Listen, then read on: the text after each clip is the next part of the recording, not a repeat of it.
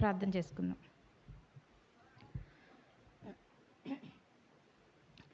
మమ్మల్ని మిక్కిలిగా ప్రేమించిన మా ప్రియ పరలోకపు తండ్రి, మీ ఘనమైన నామానికి నా తండ్రి ప్రభా వేలాది వందనాలు స్తోత్రములు తెలియజేసుకుంటున్నాం ప్రభా.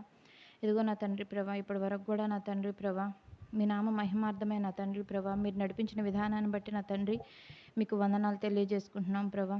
ఇదిగో నా తండ్రి ప్రభా, కొన్ని మాటలుగా నా తండ్రి ప్రభా మీ మనసులోని ఆవేదన నా తండ్రి, మీ మనసులోని బాధను నా తండ్రి, మా పట్ల ప్రేమను నా తండ్రి, మీ ప్రియకుమారు పడిన త్యాగాన్ని నా తండ్రి ప్రభా ఎన్నో రకాలుగా నా తండ్రి ప్రభా మాకు వివరింపచేస్తున్నారు ప్రభా. ఇదిగో నా తండ్రి 66 పుస్తకాలుగా నా తండ్రి రికార్డెడ్ డాక్యుమెంట్గా నా తండ్రి మా చేతిలో పెట్టినప్పటికి కూడా నా తండ్రి ప్రభా ఓపెన్ చేసి చదవలేని నా తండ్రి మూర్ఖత్వంలోనికి నా తండ్రి వెళ్ళిపోయి ఉన్నాం ప్రభా.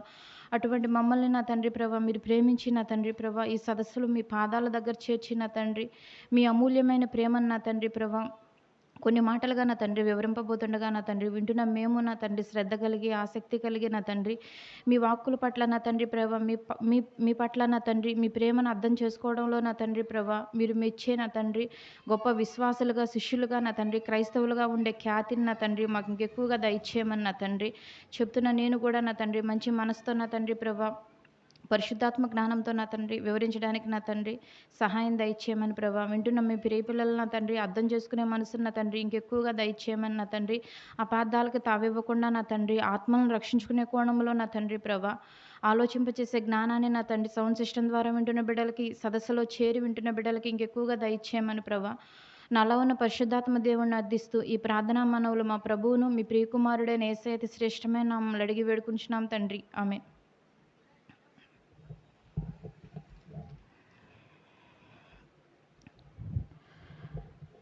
ప్రపంచంలో ఉన్న జనాభాను ఆలోచన చేస్తే మేము క్రైస్తవులమని ఎంతోమంది కొన్ని కోట్ల మంది జనులు ఉన్నారు. ఆ జనుల్లో పుట్టుకలో క్రైస్తవ్యంలో పుట్టామని, లేకపోతే మాది హిందూ కుటుంబంలో నుంచి దేవునిలోనికి వచ్చామని ఎంతోమంది కోకొల్లలుగా దేవుని వెంబడించేవారు ఉన్నారు. అది బాల్యం నుండి కూడా సండే స్కూల్ అని, దేవాలయానికి వెళుతున్నామని, శ్రమల దినాలని, స్త్రీల సదస్సులని, పురుషుల సదస్సులని, గుడ్ ఫ్రైడే పేరిటని, 40 రోజుల ఉపవాస ప్రార్థనలని, స్పెషల్ బైబిల్ క్లాసెస్ అని, పండగ ఆరాధనలని, ఉజ్జీవారాధనలని, స్వస్థత సభలని, మీటింగ్స్ అని ఎన్నో రకాలుగా చెప్పుకుంటూ పోతే చాలానే ఉన్నాయి. ఇన్ని రకాలుగా దేవుణ్ణి ఆరాధిస్తున్నాము, దేవుని దగ్గరికి వెళ్ళి వస్తున్నాము, దేవునిలో గడుపుతున్నాము, దేవుని మనసు తెలుసుకుంటున్నాము, దేవుని మనసులోనికి వెళ్ళి వచ్చాము, ఆదివారం అంటే దేవునిలో గడిపేసి వచ్చాము అని భ్రమలో సంబరపడిపోతున్న వారు కొన్ని కోట్ల మంది. అవునా కాదా అండి? మేము దేవునిలో గడిపాము, ఆదివారం వస్తే దేవునిలోనే ఉంటాము, మేము దేవునితో గడిపాము అని సంతోషపడిపోయేవాళ్ళు, అపోహలో బ్రతికేసేవాళ్ళు కొన్ని కోట్ల మంది. దీని గురించి దేవుడు ఏమంటున్నాడో ఒకసారి ఆలోచించేద్దాం. ప్రకటన గ్రంథము అపోస్తులుడైన యోహాను గారు రాసిన ప్రకటన గ్రంథము 3వ అధ్యాయము 20వ వచనం అండి.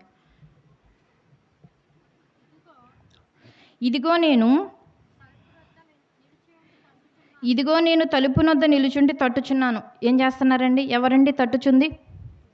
ఎవరైతే సంఘాలకు వెళుతున్నామో, ఎవరైతే అనేక పేర్లట ఇప్పటి వరకు చెప్పుకున్నాం కదండి కొన్ని పేర్లు, ఈ పేర్లన్నీ పేరట మేము దేవాలయానికి వెళ్ళాము, దేవుని దగ్గరికి వెళ్ళాము, దేవుని మనసులోనికి వెళ్ళాము, దేవుని మనసులోని మర్మాలను తెలుసుకున్నాము, దేవుని ప్రేమను తెలుసుకున్నాము అనుకున్న వాళ్ళ గురించి దేవుడు ఏం చెప్తున్నాడండి? ఇదిగో నేను తలుపు నొద్ద నిలుచుండి తట్టుచున్నాను. అంటే ఇప్పటి వరకు వెళ్ళిందంత వ్యర్థమేనా అండి? మరి వెళ్ళని నీకు తెలియాలి కదా దేవుడు నన్ను తట్టుచున్నాడని. ఎక్కడి నుంచి తట్టుచున్నాడు ఆయన? నీ హృదయమే ఒక తలుపు అయితే ఆ హృదయం దగ్గర నిలుచుండి, సాంగ్ కూడా ఉంది కదండి, హృదయం అనేది తలుపు నొద్ద నిలుచుండి తట్టుచున్నాను, ఎవడైనను నా స్వరము విని తలుపు తీసిన ఎడల. అంటే తలుపు తీయడానికి క్రైస్తవులు రెడీగా లేరండి. ఏ తలుపు అండి? హృదయం అనే తలుపు. మన 4 గోడల దగ్గర ఉండే గేటు తలుపు కాదు చెప్తుంది దేవుడు, దేవాది దేవుడు. ఏ తలుపు గురించి మాట్లాడుతున్నాడు ఇక్కడ? తలుపు అనేసరికి దేని దగ్గరకు వచ్చేసింది? నీ హృదయపు తలుపు తీయడానికి మనుషులు రెడీగా లేరండి. హృదయం అనే తలుపునతో నిలుచుండి, ఏమండి, దేవుడు కలుగు చేసిన ఈ శరీరము, దేవుడిచ్చిన ఆత్మ, దేవుడిచ్చిన శరీర అవయవాలతో నడుస్తున్నాం మనం, తింటున్నాం మనం, ఏమండి, మన పనులన్నీ చేసుకుంటున్నాం మనం. దేవుణ్ణి ఎక్కడ నిలవబెట్టవలసి వచ్చిందండి? మన హృదయం అనే తలుపు దగ్గర దేవుడు నిలుచున్నాడండి. అంటే ఒక క్షణం నిల్చుని వెళ్ళిపోతాడా అండి? ఏమండి, పొట్టకూటి కోసం వచ్చి అమ్మా దేహి అనేవాళ్ళే ఒక 5 నిమిషాలు, 2 నిమిషాలు, 1 నిమిషం నుంచుని విసిగిపోయి వెళ్ళిపోతారే, అక్కడే నిలబడతారా అండి? నువ్వు వచ్చి భిక్షం వేసిన దాకా నిలబెడతారండి ఎవరైనా? నిలబడరు. 2 సార్లు అంటారు, 3 సార్లు అంటారు, వెళ్ళిపోతారు నువ్వు ఇచ్చినా ఇకపోయినా. కానీ దేవుడు 24 అవర్స్ నీకు ఎన్ని సంవత్సరాలైతే ఇచ్చాడో అన్ని సంవత్సరాల నుంచి నీ హృదయం అనే తలుపు దగ్గర నిలుచుండి తట్టుచూనే ఉన్నాడు. ఆ వాడు చూడండి ఒకసారి, తట్టుచున్నాను అని ఉందా అండి? అంటే తట్టుచున్నాను అంటే కంటిన్యూ వాడు అనమాట, జరుగుతూ ఉంది. తట్టి వెళ్ళిపోయానని ఉందా అండి అక్కడ? ఇదిగో నేను తలుపు నొద్ద నిలుచుండి. బాప్తీసం తీసుకుని వాళ్ళు ఎవరైనప్పటికి కూడా మీకు ఎన్ని సంవత్సరాలండి? చెప్పుకుంటూ పోతే సంవత్సరాలు అయితే అయిపోతున్నాయి కదండి, 40, 50, 60, 70. అయినా దేవుడు తెలియదు కదండి. ప్రేమని దేవుని వారలారా, తెలియకుండానే సమాధిలోనికి దిగిపోతున్నాం కదా, మట్టిలో పడుకోబెడుతున్నారు కదా. దేవుడు బాల్యం నుండి తలుపు తట్టుచూనే ఉన్నాడు కదండి ఏదో ఒక రకంగా.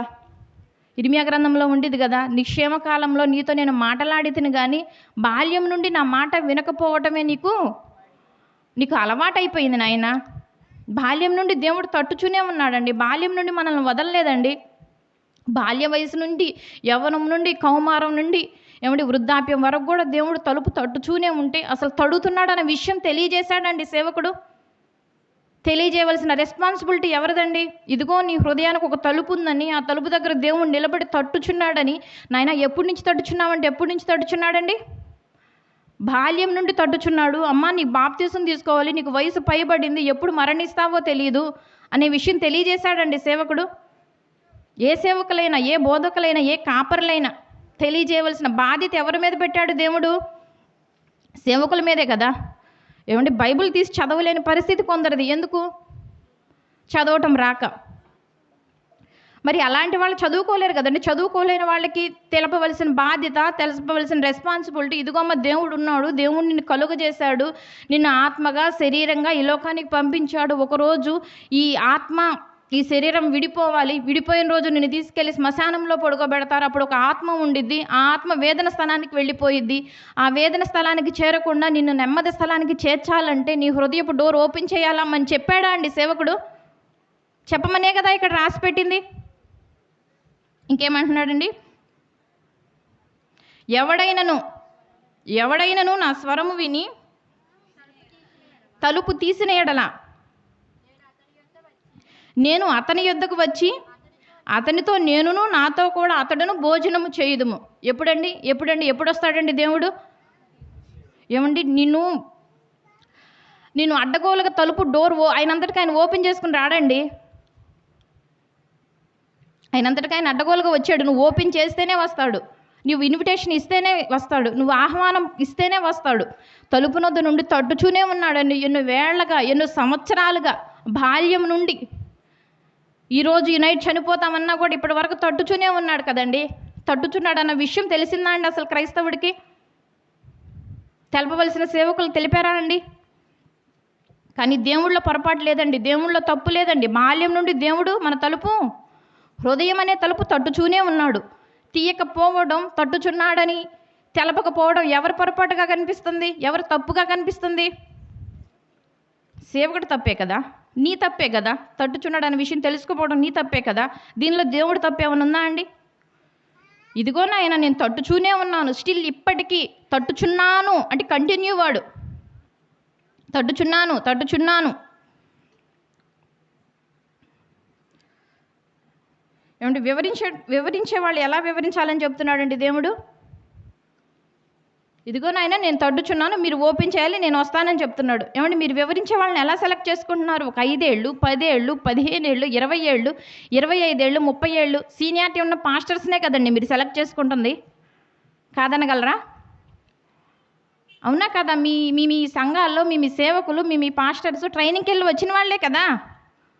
మేము ట్రైనర్స్ అంటారు కదా. ట్రైనింగ్కి వెళ్ళి వచ్చిన వాళ్ళకి మరి తెలియదా దేవుడి గురించి చెప్పాలని? హృదయానికి ఒక డోర్ ఉందని, మనిషి ఆత్మకు హృదయం అనే డోర్ ఉందని, ఆ డోర్ ఓపెన్ చేయాలని, ఆ డోర్ ఓపెన్ చేస్తేనే దేవుడు లోపలికి రావడానికి రెడీగా ఉన్నాడని, నువ్వు యాక్సెప్ట్ చేస్తేనే వస్తాడని, నిన్ను అడ్డగోలుగా తలుపు తీసుకుని వచ్చేయడని చెప్పాడా సేవకుడు? ట్రైనింగ్ తీసుకున్న పాస్టర్ గారు మరి చెప్పాలి కదా. చెప్పకపోతే తప్పైపోతుంది కదా ఇక్కడ. మరి మనం ఒకనొక రోజు మనం చనిపోతాం కదా. చనిపోయిన తర్వాత ఎవరు చెప్తారు? చనిపోయిన సజీవులే కదా నిన్ను స్తుతించేది. మరణించిన వాళ్ళు, చనిపోయిన వాళ్ళు, శ్మశానానికి దిగిన వాళ్ళు దేవుని స్తుతించగలరా అండి?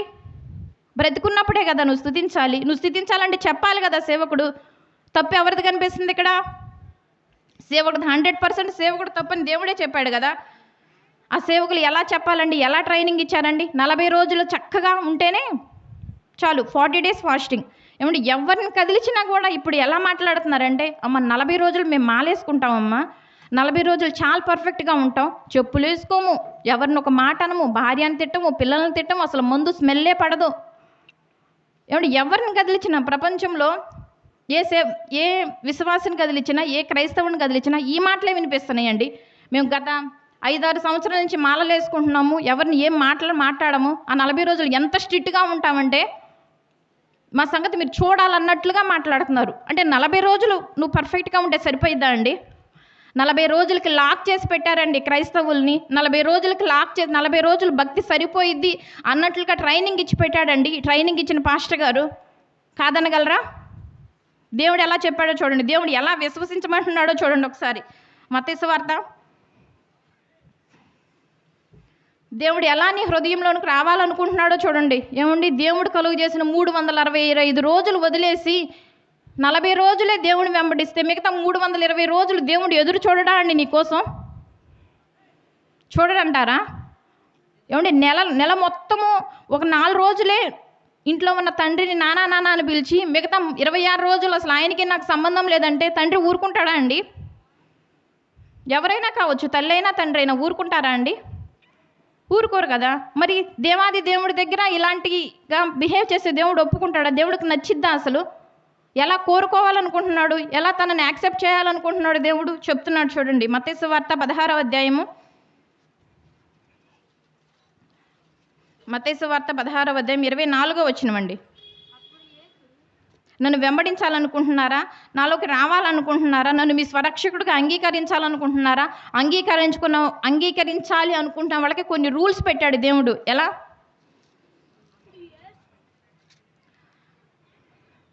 అప్పుడు యేసు తన శిష్యులను చూచి, ఏమండి ఇక్కడ శిష్యులు అంటే ఓన్లీ 12 మంది శిష్యులకు చెప్పాడు అనుకుంటే పొరపాటు. సర్వ సృష్టికి వెళ్ళి సమస్త జనులను శిష్యులుగా తయారు చేయమన్నాడు దేవుడు. ఈ విషయం మర్చిపోయింది క్రైస్తవ్యం. శిష్యులుగా తయారు చేయడానికి బదులుగా దేనిగా తయారు చేస్తుంది? విశ్వాసులుగా. సమస్త జనులను ఎలా తయారు చేయమని చెప్పాడండి దేవుడు? సర్వ సృష్టికి వెళ్ళి మీరు సమస్త జనులను శిష్యులుగా తయారు చేయమని చెప్పాడు. అంటే ఇప్పుడు దేవునిలోనికి వచ్చిన నీవు ఏమైపోవాలి? ఇమీడియట్గా శిష్యుడు అయిపోవాలి కదా. అంటే ఇప్పుడు ఎవరికి చెప్తున్నాడు దేవుడు? దేవుని పాదాల దగ్గర చేరిన మనకే చెప్తున్నాడు, అనగా క్రైస్తవులకు చెప్తున్నాడు. ఏమని చెప్తున్నాడండి? అప్పుడు యేసు తన శిష్యులను చూచి, ఎవడైనను ఒక పోస్ట్ లేదు, చిన్న లేదు, పెద్ద లేదు, సంఘ పెద్ద లేదు, బిషప్ లేదు, ఫాదర్ లేదు, రెవరెండ్ లేదు, బిషప్ లేదు, పోపు లేదు, ఏమండి సేవకుడు లేదు, బోధకుడు లేదు, ఎవడైనా కావచ్చు, ఎవడైనాను. అలానే ఉందండి మీ బైబిల్స్లో, కరెక్ట్గా చూసుకోండి, మళ్ళీ రేపు పొద్దున పొరపాటు పడతారు. ఎవడైనను అనగా ఎవరినండి? నన్ను వెంబడింపగోరిన అనగా ఎవరినండి? యేసుని, స్వరక్షకుడిని. ఎవడైనను నన్ను వెంబడింపగోరిన ఎడల తన్ను తాను ఉపేక్షించుకొని తన సిలువనెత్తుకొని నన్ను వెంబడింపవలను. ఎలా వెంబడించాలండి? దేవుని వెంబడించాలంటే తన సిలువనెత్తుకుని 40 రోజులు వెంబడిస్తే సరిపోయిద్దని రాశారా అండి ఇక్కడ? అలానే ఉందా? తను తాను ఉపేక్షించుకుని తన సిలువనెత్తుకుని 40 రోజులు నన్ను వెంబడిస్తే సరిపోయిద్దని రాసిందా అండి మీ బైబిల్స్లో? ప్రతిదినము 40 రోజులకే భక్తి పరిమితం అయిపోతుందా అండి? 40 రోజులకేనండి దేవుడు 325 రోజులు నీ కుటుంబాన్ని, నిన్ను, నీ గుండెని ఆడించట్లేదా? నీ ఫ్యామిలీని పోషించట్లేదా? గాలి, నీరు, వర్షము ఇవన్నీ ఫ్రీగా ఎక్కడి నుంచి వస్తున్నాయి నీకు? నువ్వు దేవుడిని కొలవకపోయినా, నువ్వు భక్తిలో లేకపోయినా, నువ్వు భక్తిని వదిలేసినా, 40 రోజులకే దేవుణ్ణి పరిమితం చేసినా, మిగతా అన్ని రోజులు నీ కుటుంబాన్ని గుర్తించుకుంటున్నాడే. మిగతా అన్ని రోజులు నీ కుటుంబం భోజనం చేసిందో లేదో కూడా చూస్తున్నాడే. నీకు ఆకలి పుట్టిస్తుంది ఎవరు? దేవుడే కదా. నువ్వు రకరకాలుగా తాగి పడిపోతే నీ గుండె ఆడిస్తుంది ఎవరు? ఈరోజు భక్తి అంటావు, రేపు పొద్దున రాజకీయాలు అంటావు. ఎవరు బ్రతికిస్తున్నారు నిన్ను? దేవుడు కాదా? 3 పూటలు వండుకున్నాడు పెడతారండి. అసలు ఆకలేకపోతే ఏం చేస్తారు నాకు తెలియదు. ఆకలేకపోతే ఏం చేస్తారండి? వండుకున్నదంతా ఏం చేస్తారు? నీ పొట్టలో కొన్ని గ్యాసులు రిలీజ్ చేసి నీకు ఆకలి వేసేటట్లు, నీకు దాహం వేసేటట్టు, అయ్యో నా పిల్లోడు నన్ను మర్చిపోయినా, నేను మర్చిపోకూడదే, వాడికి ఆకలి వేసిద్దే అని నువ్వెంత పనిలో ఉన్నా కూడా నీకు ఆకలేసి నీకు అన్నం పెడుతుంది ఎవరండి? దేవుడు కాదా? నువ్వు 40 రోజులు విశ్వసిస్తున్నప్పటికి కూడా. అంటే ఇప్పుడు దేవుడిని ఎలా విశ్వసించాలని చెప్తున్నాడు దేవుడు? ఎవడైనాను నన్ను వెంబడింపగోరిన ఎడల తను తాను ఉపేక్షించుకుని తన సిలువను ఎత్తుకుని నన్ను వెంబడింపవలను. అంటే ఇప్పుడు 40 రోజుల భక్తి సరిపోదా దేవుడి దగ్గర? సరిపోదు. మరి దేవుడు అలా చెప్పలేదు. ఎవడైనాను నన్ను వెంబడించాలనుకుంటున్నారా? ఎవడైనాను నాలోకి రావాలనుకుంటున్నారా? ఎవరైనాను నన్ను తన స్వంత రక్షకునిగా అంగీకరించాలనుకుంటున్నాడుగా? ప్రతిదినం నన్ను వెంబడించాలని ఆయన. నువ్వు ఒకరోజు భక్తి, ఒకరోజు లోకము, 40 రోజులు దేవుడు, 320 రోజులు లోకము, రాజకీయాలు అంటే కుదరదునైనా నా దగ్గర. ప్రతిదినం నువ్వు నాలోనే ఉండాలి.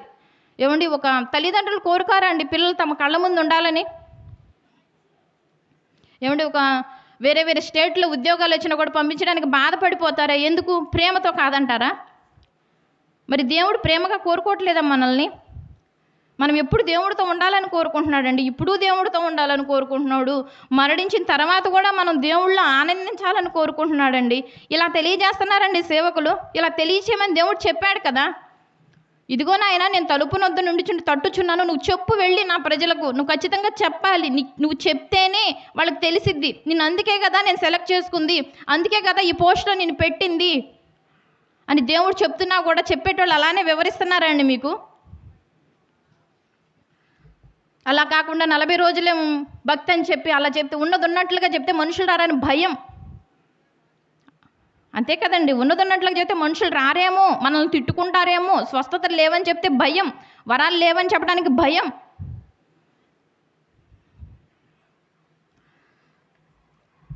ఏమండి, 10th క్లాస్ ఎగ్జామ్స్ ఎన్ని రోజులు జరుగుతాయండి? 11 రోజులు జరుగుతాయి, అవునా? ఆ 11 రోజులే బుక్ పెట్టు చదివితే పాస్ అవుతాడండి వాడు. మిగిలిన నెలలన్నీ వదిలేస్తాడు. ఖచ్చితంగా 11 రోజులు అసలు ఇంట్లోంచి బయటకు రావట్లేదు, వస్తే ఎగ్జామ్కే వెళ్తున్నాడు. పాస్ అవుతాడా అండి? గుడ్ స్టూడెంట్ అనిపించుకుంటాడా? మరి లోకానుసారంగా మన పిల్లల విషయంలోనే మన సర్టిఫికేట్ ఇస్తుంటే, మరి 40 రోజులకే దేవుణ్ణి పరిమితం చేస్తే దేవుడు ఊరుకుంటాడా? దేవుని దృష్టిలో మనం దేవుని పిల్లలుగా అంగీకరిస్తాడా? అంగీకరించడు కదండి. సేవకుడు వివరణాత్మకంగా వివరించడం లేదని, దేవుని మనసు సరిగా తెలియచేయటం లేదని దేవుడు తెలిసి చెప్పేశాడండి. చెప్పాడా లేదా? మత్తయి సువార్తలో చెప్పేశాడు కదా, ఎవడైనాను నన్ను వెంబడింపకోరాలంటే ఎలా వెంబడించాలనైనా? ప్రతిదినము తను తాను ఉపేక్షించుకుని తల సిలువలు ఎందుకుని నన్ను వెంబడించాలి నాయన. ఈ 40 రోజుల భక్తి కాదు నాయన అని తెలియచెప్పాడు కదండి. మరి వినడానికి వెళ్ళేవాళ్ళు ఏ రీతిలో, ఏ ఆలోచనతో ఉంటున్నారు, ఏ రీతిగా వెళుతున్నారో కూడా దేవుడే చెప్తున్నాడండి. చెప్పేటోళ్ళు సరైన క్రమంలో లేరని దేవుడు చెప్పేశాడు. మరి వినడానికి వెళ్ళేవాళ్ళు ఎలా వెళుతున్నారంట అది కూడా చూద్దాం. తప్పంతా ఆయన మీదే పెట్టేస్తే ఎట్లా? మరి వినడానికి వెళ్ళేవాళ్ళు నీ దగ్గర కూడా డాక్యుమెంట్ ఒకటి పెట్టాడు కదా, ఈ డాక్యుమెంట్ చూసుకోవా నువ్వు?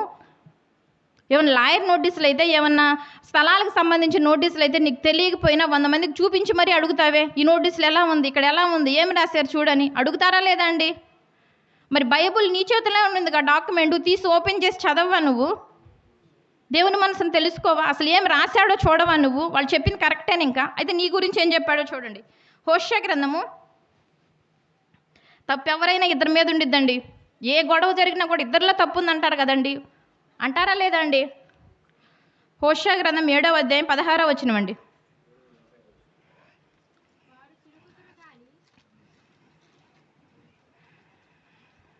మరి చర్చికి దేవుని దగ్గరికి వెళ్ళేవారు ఎటువంటి ఆలోచనతో వెళుతున్నారు, ఎటువంటి మనసుతో వెళుతున్నారో కూడా దేవుడే చెప్తున్నాడండి. ఆయనే చెప్పాలి, ఇంకెవరో చెప్పలేరు కూడా. హోషేయ గ్రంథం 7వ అధ్యాయం 16వ వచనం అమ్మ. వారు తిరుగుతురు కానీ సర్వోన్నతుడైన వాని యొద్దకు తిరగరు. ఎవరి గురించి మాట్లాడుతున్నాడు ఇక్కడ? భక్తుల గురించి, క్రైస్తవులు అనుకుంటున్న వాళ్ళ గురించి, విశ్వాసుల గురించి. సంఘానికి వెళతాం, ఆదివారం చర్చిలో కాలు పెట్టండి, అడుగు పెట్టండి, మా మనసులు బాగోవంటారు చూసారా, వాళ్ళ గురించి మాట్లాడుతున్నాడు. ఏమని? ప్రపంచంలో ఉన్న క్రైస్తవ కుటుంబాల గురించి మాట్లాడుతున్నాడు. వారు తిరుగుదురు కానీ సర్వోన్నతుడైన వాని యొద్దకు తిరగరు. అంటే వెళుతున్నారంట, చర్చికి ఇంటికి వెళుతున్నారు, తిరుగుతున్నారు, వస్తున్నారు. కానీ ఎవరి వైపు తిరగట్లేదు వీళ్ళు. అసలు తిరగాలన్న ఆలోచనలు రావట్లేదు వీళ్ళకి. 748వ పేజీ అండి. ఎవరి వైపు తిరగట్లేదండి? సర్వోన్నతుడైన నన్ను కలుగజేసిన దేవుడు ఎక్కడున్నాడు? నాకు ఈ రీతిగా గాలి, నీరు, ఆహారము ఇవన్నీ భుజింపచేస్తున్న దేవుడు ఎక్కడున్నాడు? నన్ను ఫ్రీగా ఏమండి ఏది కొనాలన్నా కూడా ఖర్చే, కానీ గాలి తీసుకోవాలంటే ఖర్చు ఉందామండి? ఎవరైనా గాలి ఇంత కొంటున్నారా అండి? అమ్మేవాళ్ళు ఎవరైనా ఉన్నారా? పోనీ కొనేవాళ్ళు ఎవరైనా ఉన్నారా? ఫ్రీగా అందుతుందంటే దేవుడు ఇచ్చిన కృప కాదా అండి? నారుల సీజన్ అయింది, గింజలు పోయాలంటారు. నీకు ప్రకృతి అనుకూలించాలి కదా. ప్రకృతి అనుకూలించకుండా ఏ సీజన్ అంటే ఆ సీజన్లో వెళ్ళి పోసేస్తావా నారు గింజలు? అంటే దాని వెనుక ఎవరి హస్తం ఉంది, ఎవరి కష్టం ఉంది? తండ్రి కష్టం కాదంటారా? సర్వోన్నతుడైన దేవుడి కష్టం కాదంటారా? అంటే మీరు ఇంటికి చర్చికి ఇంటికి తిరుగుతున్నారు, కానీ ఈ తిరిగే క్రమంలో ఎవరిని మర్చిపోయారంట? ఎవరి వైపు తిరగట్లేదంట? సర్వోన్నతుడైన నా వైపు తిరగట్లేదు నాయన. వారు తిరుగుదురు కానీ సర్వోన్నతుడైన వాని యొద్దకు తిరుగరు. ఎవరు? విశ్వాసులు, భక్తులు. వారు అక్కరకు రాని విల్లు వలెనున్నారు. ఎవరండి? విల్లు అంటే బాణం కాదా అండి? ఏమండి, పిల్లల్ని పెంచి ఏదో ఒక రోజు ఉపయోగపడతాడనే కదండి దాని వెనక కాన్సెప్టు. అవునా కాదా అండి? ఏదో ఒక రోజు ఏదో ఒక రకంగా ఉపయోగపడతాడనేగా తల్లిదండ్రులు పిల్లల్ని పెంచేది. మరి దేవుడికి ఉపయోగపడకుండా మనం ఎంతకాలం తిరిగినప్పటికి కూడా మరి దేవుడికి మన వల్ల ఏం యూజ్ లేదంట. దేవుడే చెప్పేశాడు. ఏమని చెప్తున్నాడు? అక్కడకు రాని అంటే అవసరానికి ఉపయోగపడని, పనికి రాని, పని చేయని, దేవునికి ఉపయోగపడే సైనికులుగా, బాణాలుగా క్రైస్తవులు లేరని దేవుడే చెప్తున్నాడు. వారు అక్కరకు రాని విలువలే ఉన్నారు. తిమోతి పత్రికల నుండి చదువుకోండి. సైనికులు ఎలా ఉండాలండి? క్రైస్తవులు దేవుని పక్షాన సైనికులుగా ఉండాలి, యోధులుగా ఉండాలి, దేవుని పనికి ఉపయోగపడే సహకారులుగా ఉండే బాధ్యత కలిగిన స్త్రీలుగా, పురుషులుగా ఉండాలని దేవుడు కోరుకుంటున్నాడండి. కానీ ఎవరి మటుకు వాళ్ళు దేవుని పనిని బాధ్యతారహితంగా చేసేవాళ్లే కానీ బాధ్యతతో చేసే క్రైస్తవులు కనిపిస్తున్నారండి ఎక్కడన్నా? కుటుంబంలో పనులైతే ఇది నా పని, నేనే చేయాలి అని చేస్తున్నారు. కానీ దేవుని పనిలో ఇది నా పని, నాది, నేను చెయ్యాలి, దేవుని కోసం, నేను దేవుడిచ్చిన ఈ ఆత్మ కోసం, దేవుడిచ్చిన ఈ శరీరం కోసం, దేవుడిచ్చిన ఈ కుటుంబం చూసైనా దేవుడి కోసం నేను ఏదైనా చెయ్యాలి, దేవుని పనిని వివరించడంలోనూ, దేవుని మనసును తెలియచేయడంలోనూ, దేవునికి ఏదో ఒక రకంగా ఉపయోగపడాలి అని ఆలోచించే క్రైస్తవ కుటుంబాలు ఉన్నాయా అండి? సేవకులు తేలిపోయారు. సేవకులు దేవుడు వివరించమన్నట్లుగా వివరించట్లేదు. నా కాపర్లు మొరగలేని కుక్కలను కూడా రాశాడు ఒక చోట దేవుడు. భయం వాళ్ళకి. మరి వెళ్ళే వాళ్ళకన్నా ఉండాలి కదండి. వెళ్ళేవాళ్ళు ఎలా వెళుతున్నారంట? సర్వోన్నతుడైన దేవుని వైపు తిరగట్లేదు. దేవుడికి ఉపయోగపడే రీతిగా మనుషులు లేరు. వారు అక్కరకు రాని విలువలేనున్నారు. అదే కదండి చెప్తుంది. నాకు ఏ రకంగా కూడా వాళ్ళు ఉపయోగపడట్లేదు, ఉపయోగపడే లిస్టులో క్రైస్తవులు లేరు, నా పిల్లలు లేరని దేవుడు బాధపడుతున్నాడండి ఇక్కడ. ఏమండి, వివరించాల్సిన సేవకులు వివరించవలసిన మాటలను దాచివేశారండి. పోనీ మీరేమి వింటున్నారో జాగ్రత్తగా చూసుకోండి నాయన అని దేవుడు ముందుగానే మనకు సెలవిచ్చినా, తెలియజేసినా, రాసి పెట్టినా అసలు ఏం వింటున్నామనే ఆలోచన కూడా లేదండి క్రైస్తవులకి. ఉందా అండి? లేదని దేవుడే చెప్తున్నాడు. మరి దేవుని గురించి ఎవరు తెలుసుకోవాలండి? దేవుడిచ్చిన ఈ 60 కేజీలు, 100 కేజీలు, 150 కేజీలు ఏమండి ఈ ఆకారాన్ని పోషిస్తుంది ఎవరండి? దేవుడు కాదు. ఏమండి ఎంత ఉంటారండి? పుట్టినప్పుడు ఒక మూరన్నా ఉంటారండి. కానీ రోజు రోజుకి నీ శరీర అవయవాలకి, నీ ఎదుగుదలకి, నీ ఆరోగ్యం ఇచ్చి ఇంత పోషిస్తున్న సర్వోన్నతుడైన దేవుడు ఎక్కడుంటాడు, ఎలా ఉంటాడు, అసలు ఉంటే ఏం చేస్తున్నాడు మన గురించి అని తెలుసుకునే ఆలోచన క్రైస్తవుల్లో లేదు. వాళ్ళు ఏ రకంగా నాకు ఉపయోగపడరని దేవుడే చెప్పేస్తున్నాడండి. చెప్పాడా లేదండి ఇక్కడ? వారు అక్కరకు రాని విలువలే ఉన్నారంటే, నాకు ఉపయోగపడని బాణాల వలె ఉన్నారంటే దేనికో ఉపయోగపడుతున్నావు నువ్వు. అంతే కదండి. ఏ వస్తువైనా దేనికో దానికి ఉపయోగపడాలి. పనికొచ్చేదానికో పనికిరాని దానికో ఉపయోగపడకుండా ఉండిద్దా అండి? అంటే దేవుడికి ఉపయోగపడట్లేదంటే ఆటోమేటిక్గా నువ్వు దేనికి ఉపయోగపడతావు? దెయ్యానికి. దేవుడు దెయ్యమేనండి. ఏలుతుంది ఏం లేదండి ఈ భూమి మీద. నాది నీది అంటాం. ఏం లేదు, దేవుడు దెయ్యమే ఉంది. కాకపోతే ఆ దెయ్యం మీరు కనిపించింది అంటారు, బైబిల్లో కనిపించదని రాస్తుంది. మరి అంటే ఇప్పుడు దేవుడు ఏం చెప్తున్నాడండి? వివరించవలసిన సేవకులు ఉన్నదన్నట్లుగా ఎవరు? వివరించట్లేదు. ఇదిగో నేను తలుపు వద్ద నిల్చుండి తడ్డుచున్నాను అయినా నా స్వరం వినపడితే తలుపు తీస్తే నేను రావడానికి రెడీగా ఉన్నాను, నేను వెయిట్ చేస్తానని దేవుడు రాశాడు. ఆ మాటలు ఎవరు చెప్పాలండి? సేవకుడే చెప్పాలి ప్రపంచ క్రైస్తవ సంఘాలకి. కానీ చెప్పవలసిన సేవకుడు సైలెంట్గా కూర్చున్నాడు. మరి వారం వారం మేము దేవుని సన్నిధికి వెళుతున్నాం, దేవాలయానికి వెళుతున్నాం, దేవుని మనసు తెలుసుకుంటున్నాం అనేవాళ్ళు ఎలా వెళుతున్నారంట? దేవుడికి ఉపయోగపడిన బాణాలుగా ఎదిగిపోతున్నారు. మరి సంఘాల్లో ఎక్కువగా ఆలోచన చేస్తే ఎవరుంటారండి? స్త్రీలు ఉంటారా, పురుషులు ఉంటారా? స్త్రీలే కదండి ఎక్కువగా ఉండేది ప్రపంచ క్రైస్తవ సంఘాల్లో. మరి ఆ స్త్రీ ఎలా ఉండాలో కూడా దేవుడే చెప్తున్నాడండి. దేవుడు మనలో ఉన్న ప్రాబ్లం చెప్పాడు, ఎలా రెక్టిఫై చేసుకోవాలో కూడా దేవుడే చెప్తున్నాడు. చూడండి, సంఘాల్లో ఎక్కువగా స్త్రీలు కనిపిస్తారు. ఏ సంఘాల్లో అయినా, ఏ సదస్సుల్లోనైనా, ఏ దేవాలయాలైనా, ఎక్కడైనా కూడా. మరి ఆ స్త్రీ ఎలా ఉండాలో చెప్తున్నాడు చూడండి. క్రైస్తవుల గురించి చెప్పాడు, క్రైస్తవులు ఉన్న లోపం చెప్పాడు, క్రైస్తవులకు వివరించే సేవకులు ఏ రీతిగా ఉన్నారో కూడా దేవుడే చెప్పేశాడు. మరి ఎలా ఉండాలో కూడా దేవుడే చెప్పాలి కదండి. ఆయన్నే అడుగుదాం. సామెతల గ్రంథము 14వ అధ్యాయము.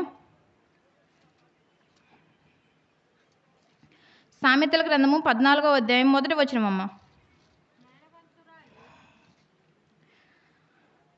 సామెతల గ్రంథం 14వ అధ్యాయం మొదటి వచనం. జ్ఞానవంతురాలు తన ఇల్లు కట్టును,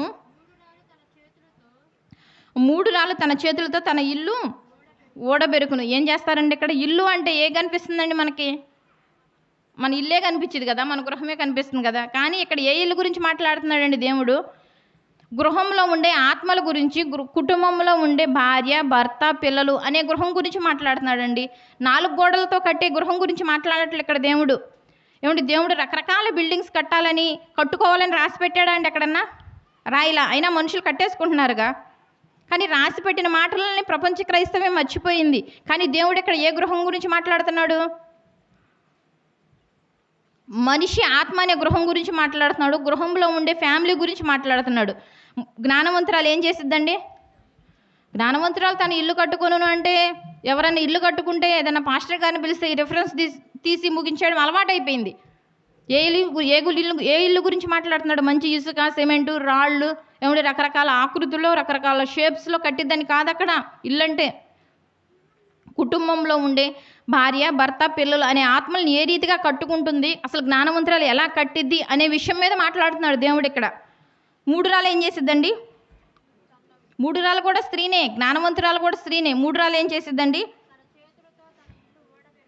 జ్ఞానవంతురాలు అయితే కుటుంబంలో ఉండే ఫ్యామిలీని కట్టుకునిద్ది దేవునిలో. 3 రాళ్ళు అయితే దేవునిలో ఎదిగే వారిని కూడా తురించి వేసిద్ది. 3 రాళ్ళు అయితే అంటే 3 రాళ్ళు అంటే ఏదో ఇల్లుని పడేసుకునే దాని కాదు అక్కడ అర్థము.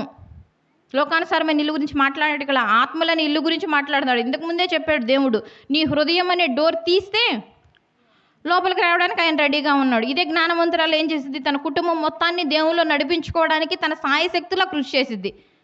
అంతే కదండి. దేవునిలో ఉండాలయ్యా, దేవుని కోసం బ్రతకాలని పిల్లల్ని మేలుకొలిపిద్ది, భార్యను మేలుకొలుపుతాడు, భర్తను మేలుకొలిపిద్ది. అవునా కాదండి? జ్ఞానవంతురాలు అయితే దేవుని మాటలు బ్రతుకున్నప్పుడే నేర్చుకోవాలి, బ్రతుకున్నప్పుడే దేవుని కోసం బ్రతకాలి, మరణిస్తే మనం ఏం చేయలేమని జ్ఞానవంతురాలు చెప్పిద్ది కదండి. తన కుటుంబాన్ని దేవునిలో నడిపించుకునేది కదండి. ఆ జ్ఞానం గురించి మాట్లాడుతున్నాడు ఇక్కడ దేవుడు. బైబిల్లో జ్ఞానవంతురాలు ఉందండి, ఎంతోమంది జ్ఞానవంతురాలు ఉన్నారు. అయితే ఒక జ్ఞానవంతురాల గురించి చూద్దాం. ఆ జ్ఞానవంతురాల గురించి తెలుసుకోవడానికి ఇప్పుడు సేవకుల గురించి, భక్తులు, సేవకుల గురించి, ప్రపంచంలో క్రైస్తవ్యం గురించి మీకు ఇంట్రడక్షన్ చెప్పవలసి వచ్చింది ఇప్పటి వరకు. ఆ జ్ఞానవంతురాలు ఏం చేసిందో, అసలు ఆమెకు ఎటువంటి సేవకుడు దొరికాడో ఒకసారి చూద్దాం. మీకు అందరికి తెలిసిన స్త్రీనే లూదియమ్మ గారు. అపోస్తల కార్యములు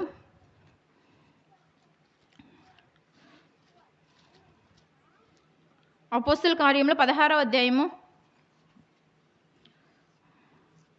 జ్ఞానవంతురాలైన ఒక స్త్రీ గురించి మాట్లాడుతున్నాడండి దేవుడు ఇక్కడ. 16వ అధ్యాయం 11వ వచనం అండి. ఆమెకి ఎటువంటి సేవకుడు దొరికాడు, అసలు ఆమె ఎటువంటి జ్ఞానంతో తన ఇంటిని కట్టుకుంది ఒకసారి ఆలోచన చేద్దాం. అసలు ఆమె ఎందుకు దేవుని దగ్గరకు తిరుగుతుంది, మనం ఎందుకు తిరుగుతున్నామో దేవుడు చెప్పేశాడు. తిరుగుతున్నాము కానీ ఇంటికి చర్చికి ఇంటికి ఈ తిరిగే క్రమంలో మనం సర్వోన్నతుడైన దేవుని వైపు తిరగట్లేదు.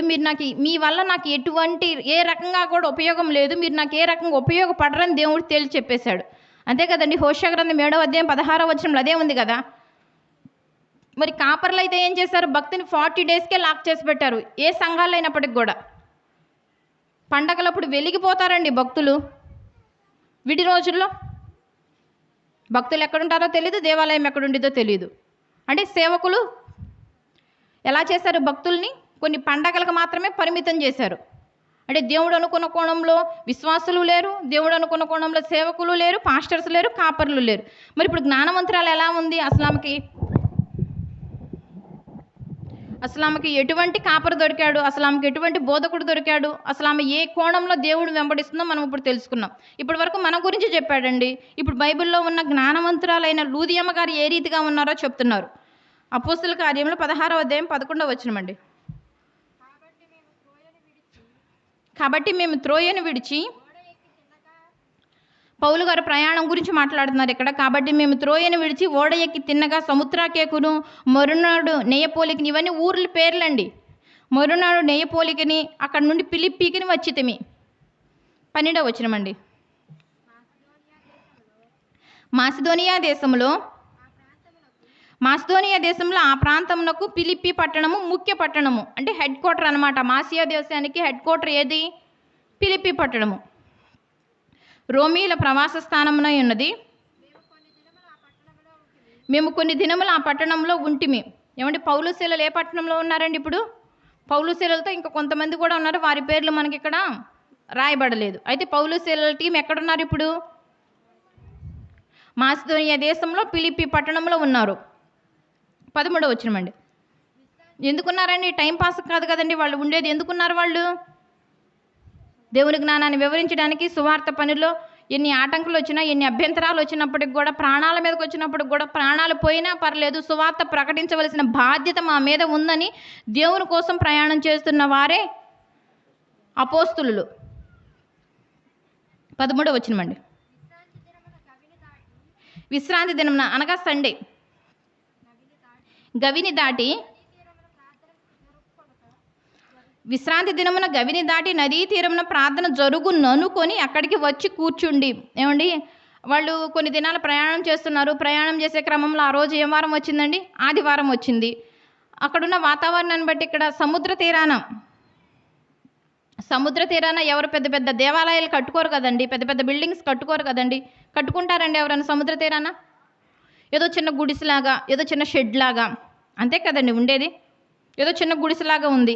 అయితే వీళ్ళు ఎంక్వైరీ చేశారు, పౌలు గారు ఎక్కడికి వెళ్ళినా కూడా దేవాలయాలు ఎక్కడున్నాయి, సమాజ మందిరాలు ఎక్కడున్నాయి, అక్కడ అసలు ఎటువంటి బోధ నడుస్తుంది, అసలు ఖరాఖండిగా బోధ వివరించేవారు ఎవరైనా ఉన్నారండి? పౌలు గారు లాంటి వాళ్ళు ఎవరు లేరు.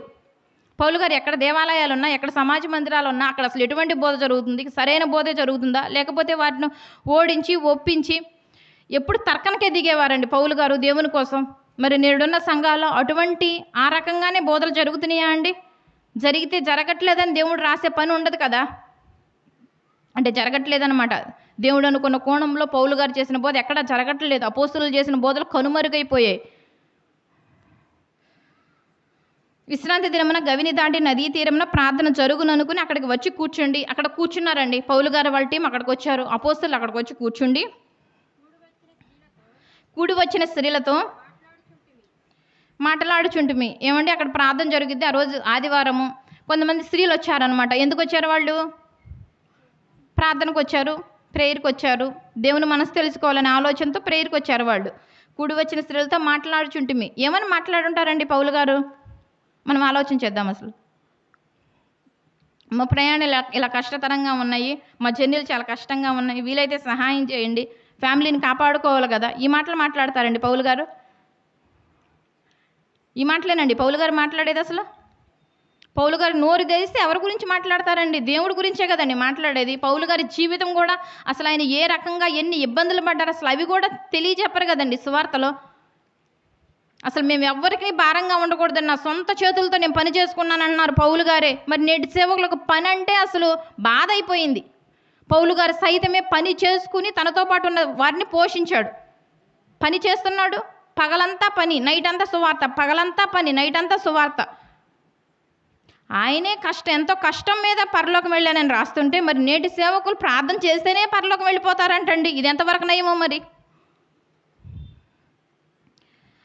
పౌలు గారు ఎవరితో మాట్లాడుతున్నారంటే కూడి వచ్చిన స్త్రీలతో దేవుని గురించిన మాటలు, వాక్య మర్మాన్ని, దేవుని ప్రసంగాన్ని, వాక్య భావాన్ని వివరిస్తున్నాడు. అనగా పౌలు గారు ఏం చేస్తున్నాడు, అక్కడ మెసేజ్ చేస్తున్నారు, ప్రసంగం చేస్తున్నారు, ప్రేయర్ జరుగుతుంది. 14వ వచనమమ్మ. రాజ్యస్వార్థను తెలియజేస్తున్నారు. ప్రభువుల వారి త్యాగాన్ని, తండ్రి కష్టాన్ని, తండ్రి మన పట్ల ఎటువంటి ప్రేమ కలిగి ఉన్నాడని, పరిశుద్ధాత్మ దేవుని ఆదరణని, ఇవన్నీ తెలియజేస్తున్నారు పౌలు గారు వాళ్ళు. ఎవరికి? కూడి వచ్చిన స్త్రీలకి. చాలామంది స్త్రీలు వచ్చారు. ఏమంటే ప్రేయర్ అంటే ఒకళ్ళిద్దరు రారు కదండి, చాలామంది వస్తారు కదా. 14వ వచనమండి అయిపోయింది. 14వ వచనమండి, 13 అయిపోయింది కదా. అప్పుడు లూదియా అను దైవభక్తి గల ఒక స్త్రీ వినుచుండెను. అంటే వెళ్ళిన వారందరూ ఎందుకు వెళ్ళారండి ఆ రోజు? అక్కడికి రాని విల్లు వలె వారు తిరుగుతురు, కానీ సర్వోన్నతుడని దేవుని వైపు తిరగరనాయనని మన గురించి సర్టిఫికేట్ ఇచ్చారు చూసారా. మిగిలిన స్త్రీలు కూడా అందుకే వెళ్ళారంట. కానీ ఒక లూదియా గారు అయితే ఎలా ఉన్నారు? దైవభక్తి కలిగిన ఒక స్త్రీ వినుచుండెను. ఏమంటే ఎంతోమంది స్త్రీలు వచ్చారండి, కానీ దేవుని ఆలోచనలో, దేవుని దృష్టిలో అసలు నేర్చుకోవాలనే కోణంలో ఏ స్త్రీ వెళ్ళిందండి? లూదియమ్మ గారు వెళ్ళారు. ఏమంటే లూదియా అని ఎన్ని పేర్లు పెట్టుకుంటారండి. ఏమంటే పేర్లు పెట్టుకోవాలి, దయచేసి బాధపడొద్దు. ఎంతో ఇష్టంగా కదండి తల్లిదండ్రులు పేర్లు పెట్టేది. లూదియా గారిలాగా బ్రతకాలనే కదండి పేరు పెట్టుకునేది. లూదియా, అసలు లూదియా అన్న వెంటనే దేవుడు ఏమంటున్నాడండి, దైవభక్తి కలిగిన ఒక స్త్రీ వినుచుండెను. ఏమంటే ఎవరినంటే వాళ్ళని దయచేసి భక్తి పరులు, ప్రార్థనకు బయలుదేరానని అనకండి. ఎవరంటే వాళ్ళు భక్తి పరులు అయిపోతారా అండి? అనేవాళ్ళకేమల్లా భక్తి లేదు, అంతే కదండి. అనేవాళ్ళకి బుద్ధి లేదు, వెళ్ళే వాళ్ళకి భక్తి లేదు. ఇక్కడ లూదియా గారికి అయితే అసలు పేరు చెప్పిన వెంటనే ఏమని సర్టిఫికేట్ ఇస్తున్నాడు దేవుడు? దైవభక్తి కలిగిన ఒక స్త్రీ. ముందు వచనాల్లో చూస్తే ఏమని చెప్పాడు? కొంతమంది స్త్రీలు కూడి వచ్చారని చెప్తున్నాడు. కానీ ఇమీడియట్గా 14వ వచనంలో ఏం రాస్తున్నాడండి? దైవభక్తి కలిగిన ఒక స్త్రీ. ఏమండి భక్తి పరురాలని ఎవరినంటే వాళ్ళని అంటే సరిపోయిద్దా అండి? ఇక నుంచి అయినా మానుకోండి, ఆ మాటలు అనకండి. అవి సరైన మాటలా అండి? భక్తి పరురాలు బయలుదేరిందంటే ఏంటి ఆ మాటలు? ఇక్కడ భక్తి పరురాలు ఎవరుగా కనిపిస్తున్నారు? అందరూ భక్తులైపోతారా? భక్తి పరురాలు బయలుదేరి అనగానే వీళ్ళు నన్నన్నారు అన్నంతకన్నా భక్తిలో ఉండొచ్చుగా మరి. వాళ్ళైనా అనకపోతే వాళ్ళు భక్తి పరులుగా మారొచ్చుగా మరి. టైంపాస్ మాటలు అనుకోవడం చిల్లరగా. కానీ ఇక్కడ లూదియా అసలు భక్తి పరురాలంటే ఎవరు కనిపిస్తున్నారు ఇక్కడ? అసలు లూదియమ్మ గారికే ఆ మాట దేవుడు బిరుదిచ్చేశాడు. అసలు లూదియమ్మ గారు అనగానే ఏంటి? భక్తి కలిగిన స్త్రీ, భక్తి పరురాలు. ఆమె ఏం వర్క్ చేసిందో చెప్తున్నారండి. లూదియాను దైవభక్తి కలిగిన ఒక స్త్రీ వినిచుండెను. ఆమె ఊదారంగు పొడిని అమ్ము తుయతైరా పట్టణస్తురాలు. ఈమెది ఏ ఊరండి? ఈమెది తుయతైరా పట్టణస్తురాలు. ఈమెది తుయతైరా పట్టణం. ఈమె బిజినెస్ షెడ్యూల్ మీద, బిజినెస్ పని మీద, వ్యాపారం పని మీద ఏ ఊరికి వెళ్ళిందండి? మాసిదోనియా దేశంలో ఫిలిప్పు పట్టణానికి వెళ్ళింది. ఈమె ఏ పని చేసిద్దండి? ఊదారంగు పొడి అంటే మామూలు విషయమా అండి? లూకాసు వార్త చూడండి ఒకసారి. లూకాసు వార్త 16వ అధ్యాయం 19వ వచనం అండి.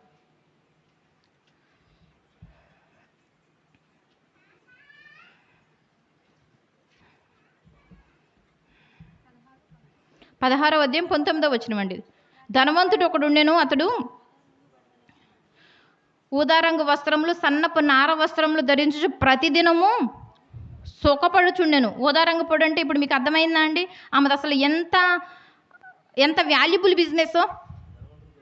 ధనవంతులు కేవలం ధనవంతులు వాడే మెటీరియల్కి సంబంధించిన బిజినెస్ చేస్తుందండి. అంటే అసలు ఆమె ఎంత హిట్ లిస్ట్లో ఉందో చూడండి.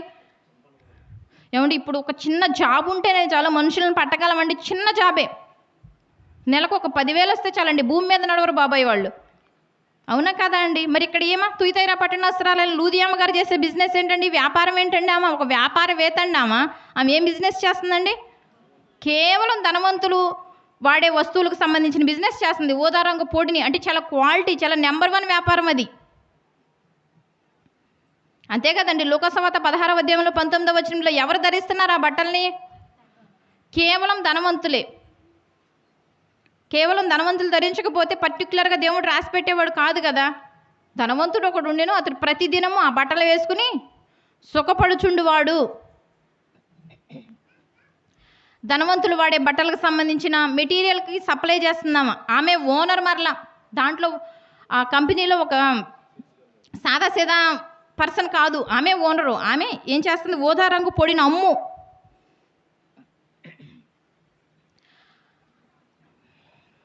ఆమె ఓనర్గా కనిపిస్తుంది, ఆమె యజమానురాలుగా కనిపిస్తుంది. ఆమె ఎక్కడికి వచ్చిందండి? ఊదా రంగు పొడి నమ్మి తుయితైరా పట్టణస్తురాలు లూదియమ్మ గారు ఏ పట్టణానికి వచ్చిందండి? వ్యాపార పని మీద మాసిదోనియా దేశంలో పిలిప్పు పట్టణానికి వచ్చింది. ఏమండి, ఆదివారం వచ్చింది కదా. ఆదివారం అంటే రెస్ట్ తీసుకునే రోజు కదండి. వ్యాపారాలకు సంబంధించిన లావాదేవీలను చూసుకుని ఎక్కడైనా బాకీలు పడ్డామా, ఎక్కడైనా మనకి డబ్బులు మిగిలినవా, వ్యాపారానికి సంబంధించిన లెక్కలను చూసుకుని త్వరగా తమ దేశం వెళ్ళిపోవడానికి ప్లాన్ చేసుకోవాలి కదా. అంతే కదండి. వ్యాపారాలు చేసే స్త్రీలు కానీ పురుషులు కానీ ఏ రోజు ఖాళీగా ఉంటారండి? సండేనే కదా. మరి సండే ఏమేంటండి? దేశంలో పట్టణంగానే పట్టణంలో సముద్ర తీరాన అదేమైనా పెద్ద అంగరంగ వైభవంగా ఉన్న దేవాలయం కూడా కాదు. సముద్ర తీరాన ఒక చిన్న పూరు గుడిసె, చిన్న షెడ్ అంతే. కానీ నేడున్న మనుషులకు అంగరంగ వైభవంగా ఉండాలండి. మనుషులు కోకొల్లలుగా అసలు కిక్కిరిసి ఉండాలండి. అటువంటి దేవాలయాలకైతే ఇష్టపడతారండి. ఆ రోజుల్లో కూడా ఉన్నాయి. అప్పటికే కలిపిరేట్ అయిపోయినాయి. శాస్త్రులు, పరిసయ్యులు, పండితులు, ధర్మశాస్త్రోపదేశకులు వాక్యాన్ని కలిపిరేట్ చేసేశారు. అందుకే పౌలు గారు దిగవలసి వచ్చింది వీళ్ళతో తర్కించడానికి దేవుని గురించి. మరి ఏమి చేసే వ్యాపారం ఏంటి, ఏమి చేసే బిజినెస్ ఏంటి, ఎక్కడికి వచ్చిందండి? అసలు ఒక చిన్న షెడ్ దగ్గరకు వచ్చి దేవుని వాక్యాన్ని నేర్చుకుంటుందండి. తాపత్రయపడుతుందండి. అసలు ఆమెకు అంత అవసరం ఉందా అండి? అంత వ్యాపారవేత్తకి, అంత వర్తకం వ్యాపారం చేసే ఆమెకి, అంత మంచి బిజినెస్ కలిగిన ఆమెకి అసలు దేవుణ్ణి వెతకవలసిన అవసరం ఉందంటారా?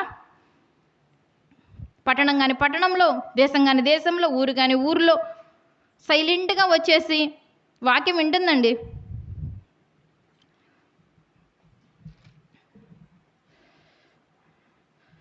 మనం కూడా అంటూ ఉంటారు కదా, ఆదివారం వస్తే మేము అసలు పనులకు వెళ్ళమండి, మేము మానేసాంగా, ఎప్పుడో కొన్ని సంవత్సరాల నుంచి వెళ్ళట్లేదుగా అంటారా? అనరండి, ఖచ్చితంగా అంటారు. మరి ఆదివారం మొత్తం నువ్వు దేవుణ్ణి వెతికే పనిలోనే ఉంటున్నారా?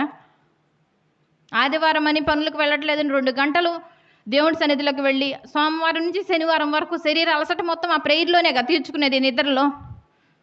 అవునా కదా?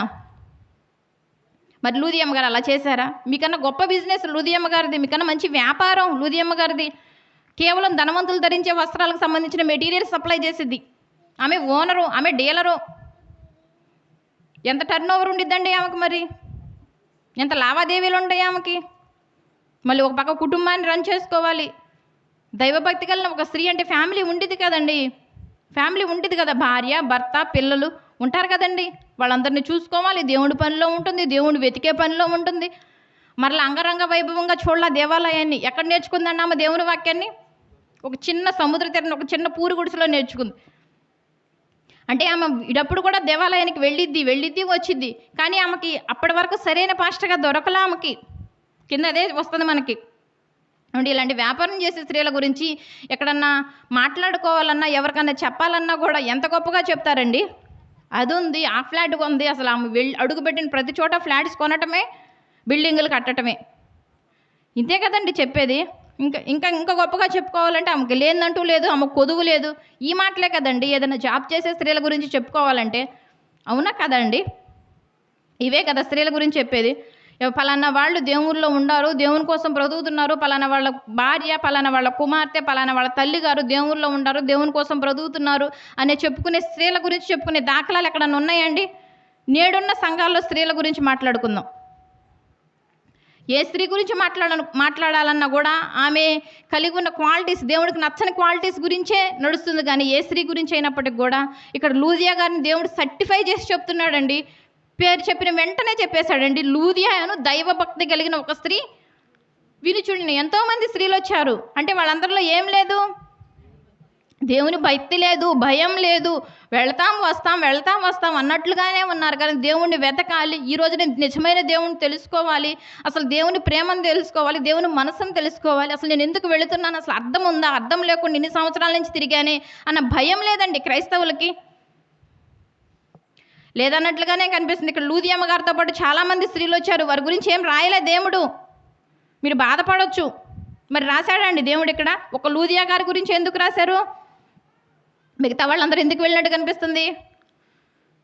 టైంపాస్కి వెళ్ళినట్టు కనిపిస్తుంది. ఒక లూదియా గారు అయితే దైవభక్తి కలిగిన స్త్రీ. ఈ భక్తేనండి మనిషిని చనిపోయిన దేవుని దగ్గర నిలవబట్టేది. కానీ మనుషులకి ఇవి నచ్చవండి. పైపైన మెరుగులు కావాలి, పైపైన అంగరంగ వైభవంగా కనిపించేవి కావాలి. ఇవి చూసానండి మనిషిని వాల్యూ ఇచ్చేది. ఏమండి అన్ని లోకానుసారంగా అన్ని కలిగి ఉన్న ఒక స్త్రీని ఒక పక్కన పెట్టండి, దైవ భక్తి కలిగిన ఒక స్త్రీని పక్కన పెట్టండి, లోకం ఎవరిని కొనియాడిద్దండి? అన్నీ ఉన్నామనే కొనియాడిద్ది. ఆమెకి ఎంతవరకు ధరించింది వాటిని? దేవుడిచ్చిన ఆరోగ్యం ఉన్నంత వరకు, దేవుడిచ్చిన ఆయుష్ ఉన్నంత వరకు, ఈ అవయవాలన్నీ సరిగా వర్క్ చేస్తున్నంత వరకే కదా. మరణించిన తర్వాత అసలు ఆమె పేరే మర్చిపోతారు కదా. ఈ భక్తే కదా, ఈ భక్తి కలిగిన స్త్రీయే కదా రేపొద్దున దేవుని ముందు నిలబడేది. ఇలాంటి స్త్రీలుగా ఉండాలని కోరుకుంటున్నారండి అసలు స్త్రీలు అన్నవారు ఎవరైనా?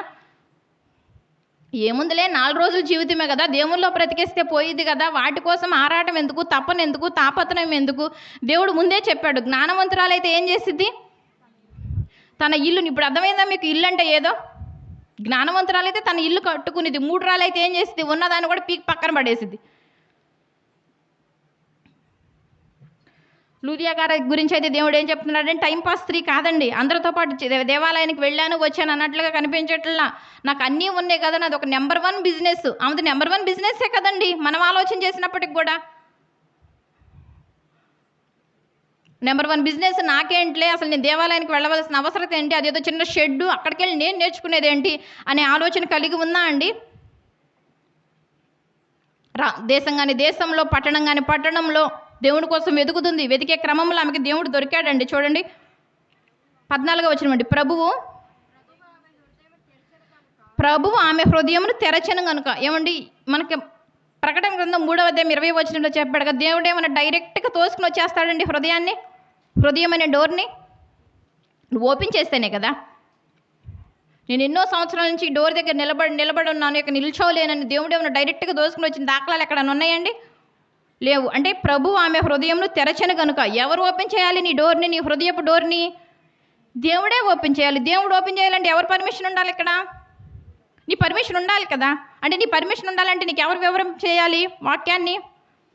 సేవకుడు వివరింప చేయాలి. చూడండి ఎంత లైన్గా, ఎంత ఇదిగా చెప్తున్నాడు దేవుడు. సేవకుడు దగ్గర నుంచి వస్తున్నాడు, భక్తి పరుల దగ్గర నుంచి వస్తున్నాడు. భక్తి కలిగిన స్త్రీ అండి లూదియమ్మ గారు. ప్రభు ఆమె హృదయంను తెరచను కనుక పౌలు చెప్పిన మాటలు ఎందు లక్ష్యం ఉంచాను. నేను రావడానికి రెడీగానే ఉన్నాను నాయన, బాల్యం నుంచి ఎదురు చూస్తున్నాను, నువ్వెప్పుడు డోర్ తీస్తావా, నేను లోపలికి వద్దామా అని.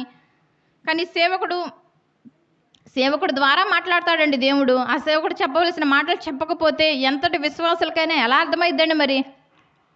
ఇక్కడ లూదియమ్మ గారు వెళుతున్నారు, వస్తున్నారు. ఇంతకాలం ఆమెకు సరైన సేవకుడు దొరకలా. ఆమె అయితే నేర్చుకోవాలన్న క్రమంలోనే వెళుతుంది, తాపత్రయం కలిగే వెళుతుంది. అందుకే దేవుడు ముందుగానే చెప్పాడు, లూదియాను దైవభక్తి కలిగిన ఒక స్త్రీ. అంటే ఆమె వాక్యానికి వెళ్ళిన ప్రతిసారి, దేవుని దగ్గరికి వెళ్ళిన ప్రతిసారి దేవుని పట్ల భయం కలిగి, భక్తి కలిగే వెళుతుంది. అంటే ఇప్పటి వరకు ఆమెకు సరైన సేవకుడు దొరకల. ఇప్పుడు ఎవరు దొరికారు ఆమెకి సరైన సేవకుడు? అపోస్తులైన పౌలు గారు దొరికాడు.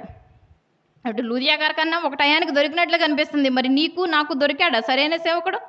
అసలు సరైన సేవకుడు ఉంటాడన్న ఆలోచన తెలుసా నీకు? అసలు నిజమైన సేవకుడు వాడు ఉంటాడు. ఆయన వెతుక్కోవాలి. ఆయన దొరికినప్పుడే మన జీవితానికి రక్షణ. ఆయన దొరికినప్పుడే మనకి దేవుడు అంటే ఏంటో తెలిసిద్దన్న భయం ఉందా అండి స్త్రీలకి? ముఖ్యంగా స్త్రీల గురించి మాట్లాడుతున్నాడు కాబట్టి దేవుడు ఇక్కడ. నేను చనిపోయే లోపు నిజమైన దేవుణ్ణి తెలుసుకోవాలి, నిజమైన దేవుడు నాకు తెలియాలంటే నిజమైన సేవకుడు ఎవరో తెలియాలి అనే విధానంలోనే, అనే భయభక్తుల్లోనే కొనసాగుతున్నారండి దేవుని పట్ల. నిజమైన సేవకుడిని తెలుసుకోకపోతే, అసలు నిజమైన సేవకుడు ఉంటాడన్న విషయం తెలుసుకోకే కదండి సేవకుడు అంటే వణుకుతున్నారు.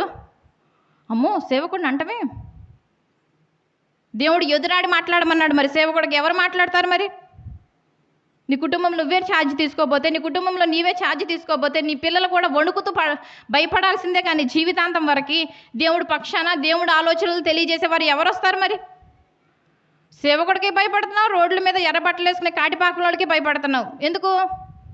శపిస్తాడేమో భయం. ఇది ఉందా బైబిల్లో? సేవకుడు శపిస్తాడు, సేవకుడికి ఎదురు తిరగొద్దని. ఇంకా ఎక్కువ మాట్లాడితే దయచేసి వాడికి వందనాలు పెట్టమాకండి అయినా, వాడి పాపాల్లో వాడు 100 పాపాలు చేస్తే నీకు 50 పాపాలు షేర్ వస్తాయని రాస్తుంది. ఇది లేదు. రాసిన దాన్ని వల్ల పక్కకు కనుమరుగు చేసేసాడు. రాయని దాన్ని తీసుకొచ్చి జీవితాల్లో పాటించుకుంటూ తిరుగుతున్నాడు. అమ్మో సేవకుడిని అంటమే పాపం నాయన, దేవుడే చూసుకుంటాడు. దేవుడు దిగొస్తానని చెప్పాడండి ఇక్కడ. ఎవరు వివరించాలి? సేవకుడు వివరించాలి. ఆ సేవకుడు ప్లేస్లో ఆ సేవకుడు వివరించినప్పుడు నువ్వుండి వివరింపు మరి దేవుడి వాక్యాన్ని. ఇక్కడ పౌలు గారు వివరించారా లేదండి? లూదియమ్మ గారు వినడానికే వెళ్ళారు, కానీ అప్పటి వరకు ఆమెకు నిజమైన సేవకుడు దొరకలా. కానీ దొరికినప్పుడు క్యాచ్ చేసిందా లేదా? చూడండి ప్రభువు ఆమె హృదయం తెరచను గనుక, డైరెక్ట్గా దేవుడు వచ్చి చెప్పడండి. ఎవరి ద్వారా హృదయాన్ని తెరిపిస్తాడు? సేవకుడు చెప్పే మాటల ద్వారా. ఆ మాటలు వినడానికి నువ్వు కూడా శ్రద్ధగా ఉండాలి, రెడీగా ఉండాలి. దేవుడేం దూసుకొచ్చాడు హృదయపు డోర్ ఓపెన్ చేసి. నువ్వు రెడీగా ఉండాలి. ఫస్ట్ చెప్పే సేవకుడు కరెక్ట్గా ఉండాలి. ఆ చెప్పే మాటలు నీ హృదయంలో నాటాలి.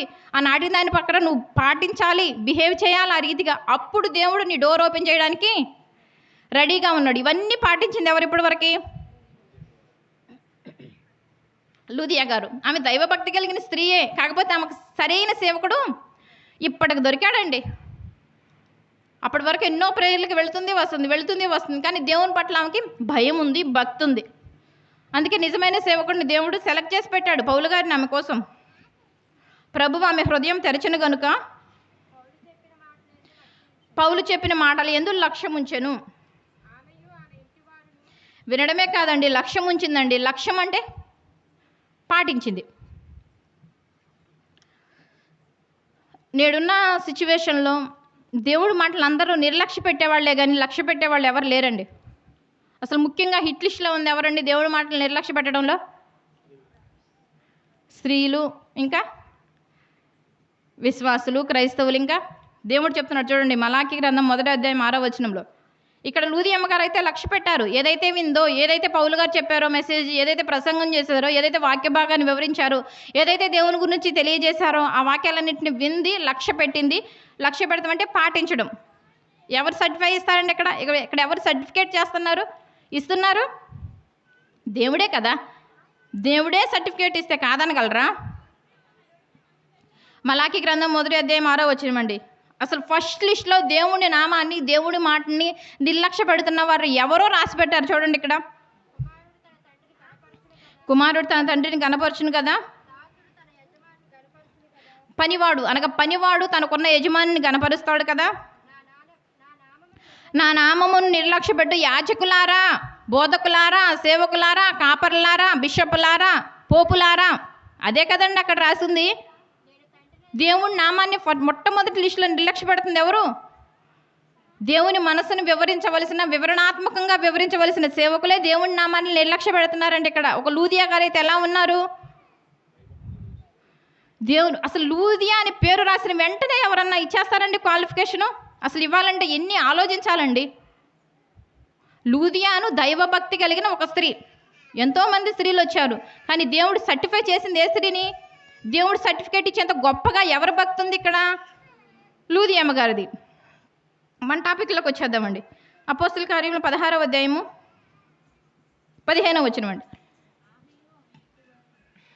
పౌలు గారు చెప్పిన మాటలు యందు లక్ష్యం ఉంచెను. ఆమెయు ఆమె ఇంటి వారిని బాప్తీసం పొందినప్పుడు. ఏమండి, ఆమె ఒక్కటే వినలేదండి, ఆమె ఒక్కటే నేర్చుకోలేదండి. ఆమె నేర్చుకున్న దాన్ని అంతటితో విడిచిపెట్టలేదండి. ఏమండి, ఏ సదస్సుకైనా వెళ్ళండి, ఏ మీటింగ్కైనా వెళ్ళండి, వాక్యం చాలా బాగా చెప్పారు, వాక్యం చాలా బాగుంది, పలానా పాస్టర్ గారు బాగా చెబుతారు, పలానా వాళ్ళు బాగా చెప్తారు అనే దగ్గర ఆగిపోయింది. కానీ క్రైస్తవ్యం బాగా చెప్పారు, చెప్పిన దాని ప్రకారం నేను నడవాలి, పాటించాలి, బిహేవ్ చేయాలి, నా నడవడికను మార్చుకోవాలి, ఆ సంఘంలో ఆ సదస్సులో నేను కూడా ఉండాలి, నా కుటుంబం ఉండాలి అని ఎంతమంది కుటుంబాలను కలిగిన స్త్రీలు ఆలోచన చేస్తున్నారండి? లక్ష్య పెడతామంటే ఇదే కదా. మరి అటొచ్చి యాజకులు దేవుని నామాన్ని నిర్లక్ష్య పెడుతున్నారు, అటొచ్చి క్రైస్తవ కుటుంబాలు కూడా దేవుని నామాన్ని నిర్లక్ష్య పెడుతున్నారు కదండి. దేవుడు ముందే చెప్పాడు, వారు తిరుగుతురు కానీ సర్వోన్నతుడని నా వైపు తిరగట్లేదు నాయన, వారు నాకు ఏమాత్రం పనికి రావట్లేదని దేవుడే సర్టిఫికేట్ ఇచ్చాడండి క్రైస్తవుల గురించి.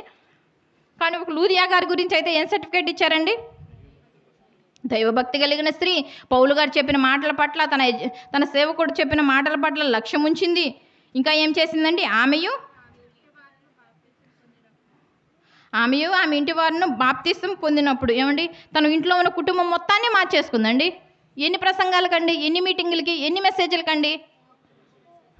ఒక్క మెసేజ్కేనండి. మరి దైవభక్తి కలిగిన స్త్రీనే కదండి. ఏమంటే ఒక్క మెసేజ్ అనగానే మొత్తం కుటుంబాన్ని మొత్తం పట్టుకొచ్చే స్త్రీలను చూసామండి మనం ఎక్కడైనా? ఒక్క ప్రసంగం వింటేనే, ఒక్క వాక్యం వింటేనే, వాక్యం విన్న దగ్గర నుంచి అసలు రగిలిపోవటమే కదండి. మనసులో అలా చెప్పారు, ఇలా చెప్పారు, అసలు ఏం చెప్పారు ఆలోచించవచ్చు కదా. అసలు బైబిల్లో ఉన్నది చెప్పారా, లేనిది చెప్పారా, లేకపోతే వాళ్ళు ఏమైనా బైబిల్ రాసుకొచ్చి చెప్పారని ఆలోచించవేందుకు? అది అన్నారు ఇది అన్నారు. అలా అనుకోవటం ఎందుకు? అసలు ఏం చెప్పారు ఆలోచించవచ్చు కదా. బెరియా సంఘం వాళ్ళు అసలు పౌలు శీలల వాక్యం చెప్తేనే అలా ఉందో లేదో అని ఎంక్వైరీ చేశారంటండి. చక్కగా ఓపెన్ చేసి చూశారంట, నిద్రపోలేదంట. మరి నువ్వు బైబిల్ చేతిలోనే ఉండిద్ది, మనసు ఎక్కడో ఆలోచన చేసిద్ది, అసలు వాక్యం ఏం చెప్తున్నావో వినడు, కానీ వింటావు, కానీ ఎలా వింటావో నీకే తెలియదుగా. మరి ఇక్కడైతే మన గురించి ఏం చెప్తున్నాడు? చాలా బాగుంది వాక్యం, చాలా బాగా చెప్పారు, చాలా బాగుంది. పలానా మీటింగ్ వాళ్ళు పలానా మీటింగ్స్ పెడితే ఆ మీటింగ్స్లో పలానా చర్చి వాళ్ళు బాగా చెప్తారు అనే వాటి దగ్గరే ఆగిపోయింది. కానీ క్రైస్తవ్యం ముందుకు స్టెప్ తీసుకుంటున్నారండి స్త్రీలు. దేవుడు స్త్రీలకే కదా చెప్పింది. సామెతల గ్రంథం 14వ అధ్యాయం 1వ వచనంలో జ్ఞానవంతురాలు తన ఇల్లు కట్టుకునేది. అంటే దేవునిలో ఇల్లు కట్టాలంటే ఎవరి బాధ్యత? ఎవరి మీద పెట్టాడు దేవుడు బాధ్యతని? నీ మీదే పెట్టాడు కదా స్త్రీగా. ఏమండి నిజంగా స్త్రీలకు ఎంత పని ఉండిద్దండి చేస్తే దేవుని పనుల్లో. కానీ లోకానికి మొత్తం పురుషులే పనులంతా చేస్తున్నారు అన్నట్లుగా కనిపించింది. కానీ ఫస్ట్ లిస్ట్లో హిట్ లిస్ట్లో దేవుడు ఎవరిని పెట్టాడు? స్త్రీలనే కదండి. జ్ఞానవంతురాలైతే ఒక లూదియమ్మ గారిలాగా తను మారిద్ది. ఆమె ఇంటి వారిను బాప్తిసం పొందినప్పుడు ఏమంటే ఇంట్లో ఉన్న వాళ్ళందరినీ ఎలా తీసుకొచ్చిందండి అసలు తీసుకురావాల్సిన అవసరత లేదనుకుంటా. ఆమెకున్న ఉద్యోగానికి, ఆమె చేసే బిజినెస్కి అవసరమా అండి? అసలు నెంబర్ 1 వాల్యుబుల్ బిజినెస్ కదా ఆమె చేసేది. కేవలం ధనవంతులకు సంబంధించిన మెటీరియల్ సప్లై చేసే బిజినెస్ కదా, దానికి ఓనర్ కదా ఆమె. అటువంటి ఆమె తన కుటుంబం మొత్తాన్ని దేవునిలో కట్టుకుంది. అసలు ఆమె ఒక చిన్న పూరి గుడిసెలో సముద్ర తీరానికి వెళ్ళి దేవుని మాటలు నేర్చుకుందంటే ఎంత గొప్ప విషయం అండి. అసలు వెళతారా? అసలు నువ్వు వెళ్ళాలంటే మంది ఉండాలి, అంగరంగ వైభవం ఉండాలి, ఆర్భాటం ఉండాలి. అప్పటికే అంగరంగ వైభవంగా ఉండే సొలొమోను గారికి అర్థమైపోయిందండి, నేను బంగారంతో కట్టినప్పుడు కూడా దీనిలో నువ్వు ఉండవని నాకు అర్థమైపోయింది నాయన, అయినా ఏదో నీ మీద ప్రేమతో కట్టించాను అంతే. ఇంకేం చేసిందండి 15వ వచనంలో? ఆమె తన ఇంటి వారికి బాప్తీసం ఇప్పించడమే కాదు, కుటుంబం మొత్తాన్ని దేవుళ్ళో ఉంచుకోవడమే కాదు, పౌలు గారికే ఛాలెంజ్ చేసిందండి. ఆమె నేను ప్రభువునందు విశ్వాసం కలదానని మీరు ఎంచితే. ఏమంటే పౌలు గారు ఎవరినంటే వాళ్ళని గుడ్డిగా నమ్మేస్తాడండి. పౌలు గారు ఒక మనిషిని నమ్మాలంటే విశ్వాసం ఉండాలి, క్రియలు ఉండాలి, అంతే కదండి. పౌలు గారికే ఛాలెంజ్ చేసింది, నేను ప్రభువునందు విశ్వాసం కలదాన్ని నేను ఎంచితే నా ఇంటికి వచ్చి ఉండుడని వేడుకొని మమ్మల్ని బలవంతం చేశాను.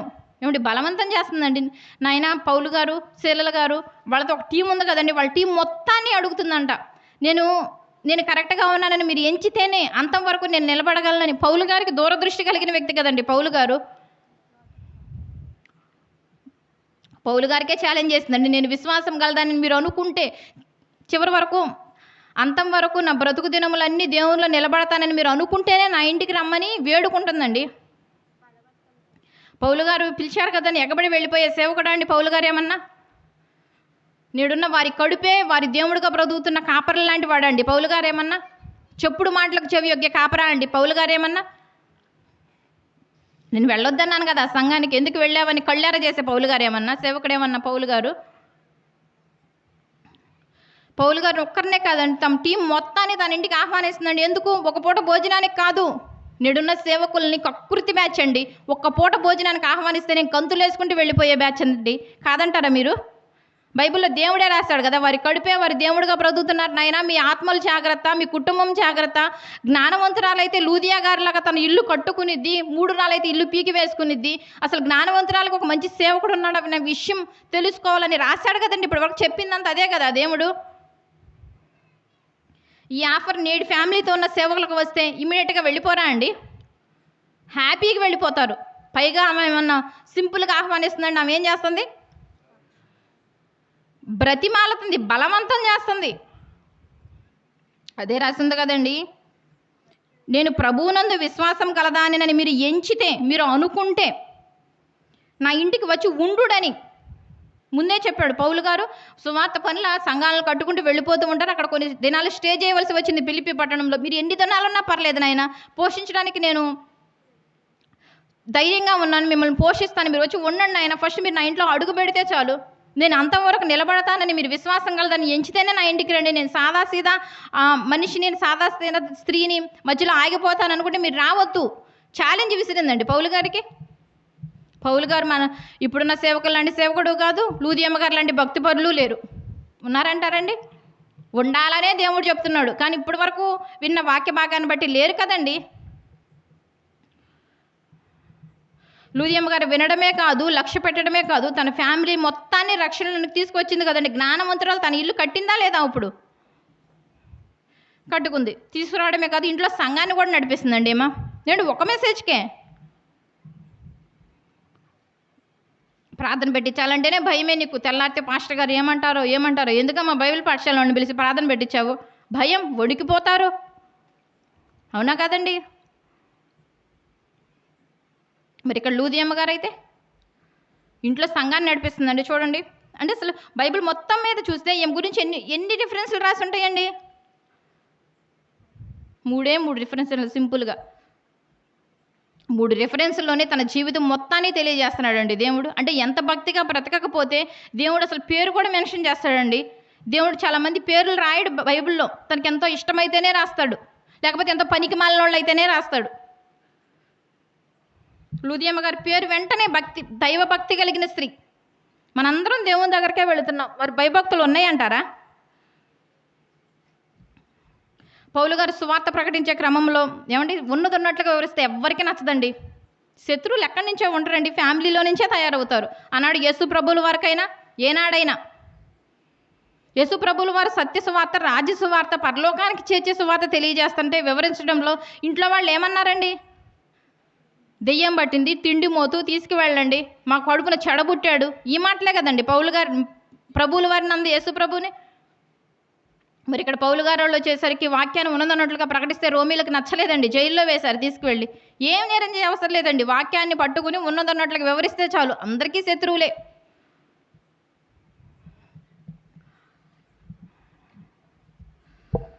పదహారో అధ్యాయము 40వ వచనమండి. పౌలు గారిని జైల్లో వేశారండి. తర్వాత కొన్ని రోజులకు రిలీజ్ చేస్తారు కదండి ఎవరినైనా కూడా. పౌలు గారు వాళ్ళని కూడా రిలీజ్ చేశారు. వారు చెరసాలలో నుండి వెలుపలికి వచ్చి లూదియా ఇంటికి వెళ్ళి, ఏమంటే ఎందుకు వెళ్ళి ఉంటారండి? జైలు నుంచి రిలీజ్ అయ్యారు. రిలీజ్ అయిన వెంటనే ఎవరింటికి వెళ్తున్నారు? అప్పుడు పిలిచినప్పుడు వెళ్ళా వీళ్ళు. ఎప్పుడు పిలిచింది లూదియా గారు? జైలుకి వెళ్ళక ముందు బాప్తిసం తీసుకున్నప్పుడే పిలిచింది. నాయన అసలు మీరు ఎన్ని రోజులున్నా పర్లేదు, ఎన్ని రోజులైనా నేను భరిస్తాను, నేను మిమ్మల్ని అతిథులుగా చూసుకుంటారు, అసలు మీరు నా ఇంట్లో అడుగు పెడితే చాలు, మీ మొత్తం వచ్చేసి నా ఇంట్లో ఉండే వాళ్ళని బలవంతం చేసిందండి, బ్రతిమాలిందండి. అప్పుడు వెళ్ళారండి పౌలు గారు వాళ్ళు? వెళ్ళాల. ఎప్పుడు వెళ్ళారండి? చెరసాలలో నుండి, జైలు నుంచి రిలీజ్ అయిన వెంటనే వెళ్ళారండి. ఎందుకు వెళ్ళి ఉంటారండి? మీకు ఎలా అర్థమైంది? జైలు నుంచి వెళ్ళారు కదా, ఒక ఫుడ్ ఫ్రీగా దొరికిద్దని, భోజనం చేద్దామని, అలసిపోయారు కదా, హ్యాపీగా స్నానం చేద్దామని, అవే కదండి అనుకునేది ఎవరైనా. అసలు వెళ్ళేది కూడా అందుకేనండి, అసలు మనుషులు వెళ్ళేది. చూడండి, వారు చెరసాలలో నుండి వెలుపలికి వచ్చి, అనగా బయటకు వచ్చి లూదియా ఇంటికి వెళ్ళిరి. అక్కడి సహోదరులను చూసి, లూదియా ఇంట్లో సహోదరులు ఎందుకున్నారండి? సంఘం పెట్టుకుంది. ఒక్క మెసేజ్కే కుటుంబం మొత్తాన్ని దేవుళ్ళలోకి తీసుకొచ్చింది, తనకున్న పిల్లల్ని దేవుళ్ళలోకి తీసుకొచ్చింది, తన యజమానుని దేవుళ్ళలోకి తీసుకొచ్చింది, దేవుని కోసం సంఘాన్ని కూడా పెట్టిందండి. తన ఇంట్లో సంఘం పెట్టుకుని మరీ రన్ చేస్తున్నారు. అప్పటికి దేవాలయాలు లేవా? ఉన్నాయి, దేవాలయాలు ఉన్నాయి, ధర్మశాస్త్రోపదేశకులు ఉన్నారు, యూదులు ఉన్నారు, శాస్త్రులు ఉన్నారు, పరిసయ్యులు ఉన్నారు, సుంకరులు ఉన్నారు. అందరూ అప్పటికే కలిపరేట్ చేసేసారండి వాక్యాన్ని. ఆనాటి కాలంలోనే సుమారుగా 2000 సంవత్సరాల క్రితమే పౌలు గారు వాళ్ళు బోధ చేసింది కూడా ప్రభువులు వారు వెళ్ళిపోయిన మొదటి 100 సంవత్సరాల లోపే. అంటే ఈమె కూడా పౌలు గారి దగ్గర నేర్చుకుంది కాబట్టి మొదటి 100 సంవత్సరాల లోపే కదండి. అప్పట్లోనే ఆ రోజుల కాలంలోనే రోమియోలు సువార్త చేస్తే ఊరుకునేవాళ్ళు కాదు, జైల్లో పెట్టేవాళ్ళు. మరి అటువంటి రోజుల్లోనే దేవుని కోసం ఎంత ఉన్నతంగా బ్రతికిందంటే, మరి ఇప్పుడున్న కాలంలో ఏదైతే నువ్వు దేవుడిని నమ్ముతున్నావో, ఏదైతే విశ్వసిస్తున్నావో ఆ దేవుడి పట్ల, ఆ మతం పట్ల నువ్వు ఏదైతే నమ్ముతావో, ఖురానా, బైబిలా, లేకపోతే ఇంకేమన్నా గ్రంథాలా, ఆ గ్రంథాల పట్ల మినిమం కామన్ సెన్స్ ఉండాలని పౌర చట్టం చెప్పిద్దండి. ఆర్టికల్ 58లో మినిమం కామన్ సెన్స్ ఉండాలి. ఉందా అండి క్రైస్తవులకి మినిమం కామన్ సెన్స్? మినిమం అంటే ఏంటండి? స్కూల్కి వెళ్ళే పిల్లవాళ్ళు 10th క్లాస్ వచ్చాడు, వాడు ఏబిసిడీలు ఎన్ని లెటర్స్ ఉంటాయి? క్యాపిటల్ ఏ ఎలా రాస్తారు, స్మాల్ ఏ ఎలా రాస్తారు, ఏ నుండి జెడ్ వరకు ఎట్లా రాస్తారు, స్మాల్ ఏ నుండి స్మాల్ జెడ్ వరకు ఎలా రాస్తారు. ఇది మినిమం కామన్ సెన్స్ అంటే. అంతేనా? లేకపోతే అలా అనుకోండి, అమ్మహా వరకి స్కూల్కి వెళ్ళే వాళ్ళకి ఇవే కదండి మినిమం కామన్ సెన్స్. అవునా కదా అండి? అవును. మరి చర్చికి వెళ్ళి 40 సంవత్సరాలు 50 సంవత్సరాలు మరలా పాస్టర్ సేవను మామూలు 15 ఏళ్ళు 20, 25, 30 సంవత్సరాలు ట్రైనింగ్ తీసుకున్న వాళ్ళు, మరి ఆయన దగ్గర నేర్చుకుంటున్న వాళ్ళంటే నీ చేతిలో ఉన్న పరిశుద్ధ గ్రంథంలో ఎన్ని పుస్తకాలు ఉంటాయో తెలిసిందా అండి క్రైస్తవుడికి? ఇప్పటికి స్టిల్ ఇప్పటికీ ఇప్పుడైనా నేర్చుకోండి జాగ్రత్తగా. మించిపోయింది ఏముంది? హ్యాపీగా ఆరోగ్యం ఉంది, ఆయుష్ ఉంది, దేవుడి మాటలే కదా చెప్తుంది. మీ బైబిల్స్లో ఉంటున్నాయి, ఇక ఓపెన్ చేసి చూసుకోండి, నేర్చుకోండి, హ్యాపీగా దేవునిలో బ్రతకండి, మీరు బ్రతకండి. లూదియమ్మ గారిలాగా దేవునిలోనికి మీ కుటుంబాన్ని జ్ఞానవంతురాలు తన ఇంటిని కట్టుకునేది హ్యాపీగా మీరు నడిపించుకోండి. జ్ఞానం కలిగి కుటుంబాన్ని కట్టుకోండి. పరిశుద్ధ గ్రంథంలో ఎన్ని పుస్తకాలు ఉంటాయి, పాత నిబంధన ఏంటి, అసలు పాత నిబంధనలో ఏ భక్తులు ఉంటారు, కొత్త నిబంధనలో ఏ భక్తులు ఉంటారు, అసలు పౌలు గారు ఏ కేటగిరీకి సంబంధించిన వాడు, అసలు ఎందుకు పౌలు గారిని ఈ లోకానికి పంపించవలసి వచ్చింది, అసలు లూదియా గారు ఎవరు, అసలు ఆమె చేసే బిజినెస్ ఏంటి, ఆమె నెంబర్ 1 బిజినెస్ చేస్తుంది, మరలా దేవుడు ఏంటి అనే ఆలోచన ఉందా అండి? మినిమం అండి ఇది. ఏమండి, భారత రాజ్యాంగంలో కూడా రాసింది కదండి, ఏదైతే మీరు దేవుణ్ణి నమ్ముతున్నారో దాని పట్ల మీకు మినిమం కామన్ సెన్స్ ఉండాలండి. ఏదండి క్రైస్తవులకి మినిమం కామన్ సెన్స్? మరి స్కూల్కి వెళ్ళే పిల్లలకి ఆయా తరగతులను బట్టి స్టడీస్ని బట్టి జ్ఞానం పెరుగుతుంది. పెరగకపోతే ఇంటి దగ్గర తల్లిదండ్రులు ఊరుకోరు. మరి మీకు పెరుగుతుందా? చర్చికి ఆదివారం ఇంటికి చర్చికి తిరుగుతున్నా నీకు పెరుగుతుందా జ్ఞానం? అసలు పెంచుకోవాలని ఆలోచన ఉందా? ఎప్పుడు సంపాదించుకోవాలి, దాచుకోవాలి, కూడబెట్టుకోవాలి, ఇల్లు కొనుక్కోవాలి, కట్టుకోవాలి, బంగారాలు సంపాదించుకోవాలి, ఇవే కదండి మనుషులకు నూరిపోస్తుంది. ఇవి కాక ఇంకేమన్నా ఉందండి? ఏ తరం చూసినా మీ తాతల తరం అట్లానే ఉంది, మీ తండ్రుల తరం అట్లానే ఉంది, మీ తరం అట్లానే ఉంది. రేపు మీరు చనిపోయిన తర్వాత మీ పిల్లల తరం కూడా అట్లానే గడిచిపోయింది కదా. దేవుడి జ్ఞానాన్ని నేర్చుకోవాలి, దేవుడి భయభక్తులను కుటుంబంలో నేర్చుకోవాలి, జ్ఞానం కలిగిన ఒక స్త్రీలాగా దేవుడిలో కుటుంబాన్ని పెంచాలి అన్న భయం కలిగి ఉంటున్నారండి క్రైస్తవులు. అది మినిమం అని కూడా రాసింది కదా. అంటే కనీస జ్ఞానం ఏది? కనీస జ్ఞానం. అయితే లూదియమ్మ గారిని చూడు, ఆమె చేస్తున్న బిజినెస్కి ఆమె పట్టుకున్న దేవుడికి ఏమన్నా పొంతనుండిద్దా అండి? అసలు అంత బిజినెస్ చేస్తే అసలు దేవుడు అన్న పదాలు మన నోటి వెంట వస్తాయా? ఆమె ఎంత నెంబర్ 1 బిజినెస్ చేస్తుందండి. ఒక వ్యాపారవేత్త, ఒక స్త్రీ వ్యాపార పని మీద పట్టణం వెళ్ళింది. వ్యాపార పని మీద, కేవలం వ్యాపార పని మీద, వ్యాపార లావాదేవీలు చూసుకోవాలి కానీ దేవునికి సంబంధించిన మాటలతో ఆమెకేం పనండి? ఆమెకు అర్థమైపోయింది, నాయనా నా బిజినెస్ 4 రోజులే, నాకున్న ఈ భోగాలు ఇవన్నీ 4 రోజులే, ఏదో ఒక రోజు నేను మరణించాలి, దేవుని దగ్గరికి వెళ్ళిపోవాలి, నెమ్మది స్థలం ఉంది, వేదన స్థలం ఉంది, పరలోక పట్టణం చేరుకోవాలి. వీళ్ళు ఇందుకే ఈ రీతిగా తాపత్రయపడుతున్నారు, ఇందుకే ఊర్లను పట్టుకు తిరుగుతున్నారు పౌలు గారి టీం అని అపోస్తులే ఆమెకు అర్థమైపోయిందండి. అర్థమైపోయి ఏం చేసిందండి? ఒక్క మెసేజ్ అని నామింది, ఒక్క ప్రసంగమేనండి, ఒక్క వాక్య భాగమేనండి నామింది. వినిన వెంటనే ఏం చేసిందండి? లక్ష్యం ఉంచింది. పౌలు గారు చెప్తున్న మాటల పట్ల, పౌలు గారు చెప్తున్న ప్రసంగం పట్ల లక్ష్యం ఉంచింది. అనగా పాటించింది కదండి. ఎంతోమంది యాజకులు, ఎంతోమంది పాస్టర్లు ఆయన నామాన్ని నిర్లక్ష్య పెడుతున్నారంట. మీరే చదివారుగా మలాకి గ్రంథంలో. మరి లూదియమ్మ గారు అయితే ప్రభు ఆమె హృదయం తెరిచాను అంటే, ప్రభు నీ హృదయాన్ని తెరవాలన్నా కూడా దానికి పర్మిషన్ ఎవరు ఇవ్వాలి? నువ్వు ఇవ్వాలి. దేవుడు నా హృదయాన్ని తెరవలేదు, దేవుడు నా కల్లో మాట్లాడలేదు, దేవుడు నాకు చెప్పలేదు, దేవుడు నమ్ముకోమని ఈ పిచ్చి మాటలన్నీ ఇక క్లోజ్ చేసేయండి. దేవుడు ఎప్పటికీ ఎవరి కల్లో రాడు. దేవుడు ఎప్పుడో చెప్పేశాడు నేను రానని. నువ్వు 66 పుస్తకాలు నీ చేతిలో పెట్టి నాకు ఇంక కళ ఎందుకు? కళ వచ్చినా నువ్వు నమ్ముతావా ఏంటి? ధనవంతుడు టైంలోనే చెప్పాడు, ఎవరైనా చచ్చిపోయిన వాళ్ళు తిరిగి భూమి మీదకి వెళ్తే దెయ్యమనే అనుకుంటారు కానీ కింద నరకం ఉంది దాన్ని తెలియజేయడానికి వీళ్ళు వచ్చారని ఎవరు అనుకోరు నాయన. భూమి మీద మోషయ్యు ప్రవక్తలు ఉన్నారు, వారి మాటలు విని మారారా సరే, లేకపోతే ఇక్కడ ఈ నరకంలో అగ్ని ఆరదు, పురుగు చావదు, నీ ఆత్మ చావదు, ఇక్కడ కాలవలసిందని దేవుడు ఎన్నో ఉపదేశాల ద్వారా చెప్తున్నప్పటికి కూడా జనాలకి పిచ్చి పట్టిందండి. ఈ లోకంలో ఉన్న రంగురంగులు బంధు బలగము చూసుకుని విర్రవీగుతున్నారండి మనుషులు. లూదియా గారికి అవన్నీ లేవా అండి? బంధువులు లేరా లూదియమ్మ గారికి? ఆస్తిపాస్తులు లేవా? వ్యాపారం లేదా? ఉద్యోగం లేదా? అన్నీ ఉన్నాయి కదండి. అయినప్పుడు కూడా దేవుళ్ళనికి ఎందుకు వచ్చిందమ్మా? దేవుని జ్ఞానాన్ని తెలుసుకుంది, ప్రభువుల వారి త్యాగాన్ని తెలుసుకుంది. అసలు ఆమెతో వర్క్ చేస్తున్న, ఆమెతో పాటు ఆమెకు వివరిస్తున్న సేవకుడు ఎందుకు ఈ నిర్ణయం తీసుకున్నాడు, ఎందుకు ఈ రీతిగా దేవుళ్ళలోనికి వచ్చాడో తెలుసుకుంది. ఇవన్నీ చెప్పుండ్రా అండి పౌలు గారు? ఖచ్చితంగా చెప్పుంటారు, చెప్పాలి. చెప్పాలి, అది ఆర్డర్. మరి దేవుడేసిన ఆర్డర్. ఎందుకు వచ్చావు ఈ డ్యూటీలోకి? మరి చెప్పడానికే కదా వచ్చింది నువ్వు.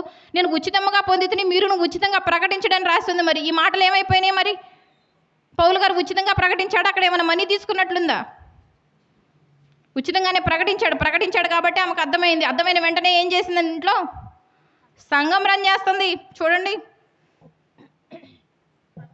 వారి చెరసాల్లో నుండి వెలుపలకు వచ్చి లూదియా ఇంటికి వెళ్ళిరి. లూదియా ఇంటికి ఊరికే వెళ్ళలేదండి. లూదియా ఏదో బాప్తీసం తీసుకుంది కదా, కుటుంబం మొత్తం దేవుల్లో నడిపిస్తుంది కదా, నా మాటల పట్ల లక్ష్యం ఉంచింది కదా, నన్ను తన ఇంటికి రమ్మని బలవంతం చేసింది కదా అని పౌలు గారు వెళ్ళలేదండి. వెళ్ళడానికి కింద రీజన్ చెప్తున్నారు చూడండి. అక్కడి సహోదరులను చూచి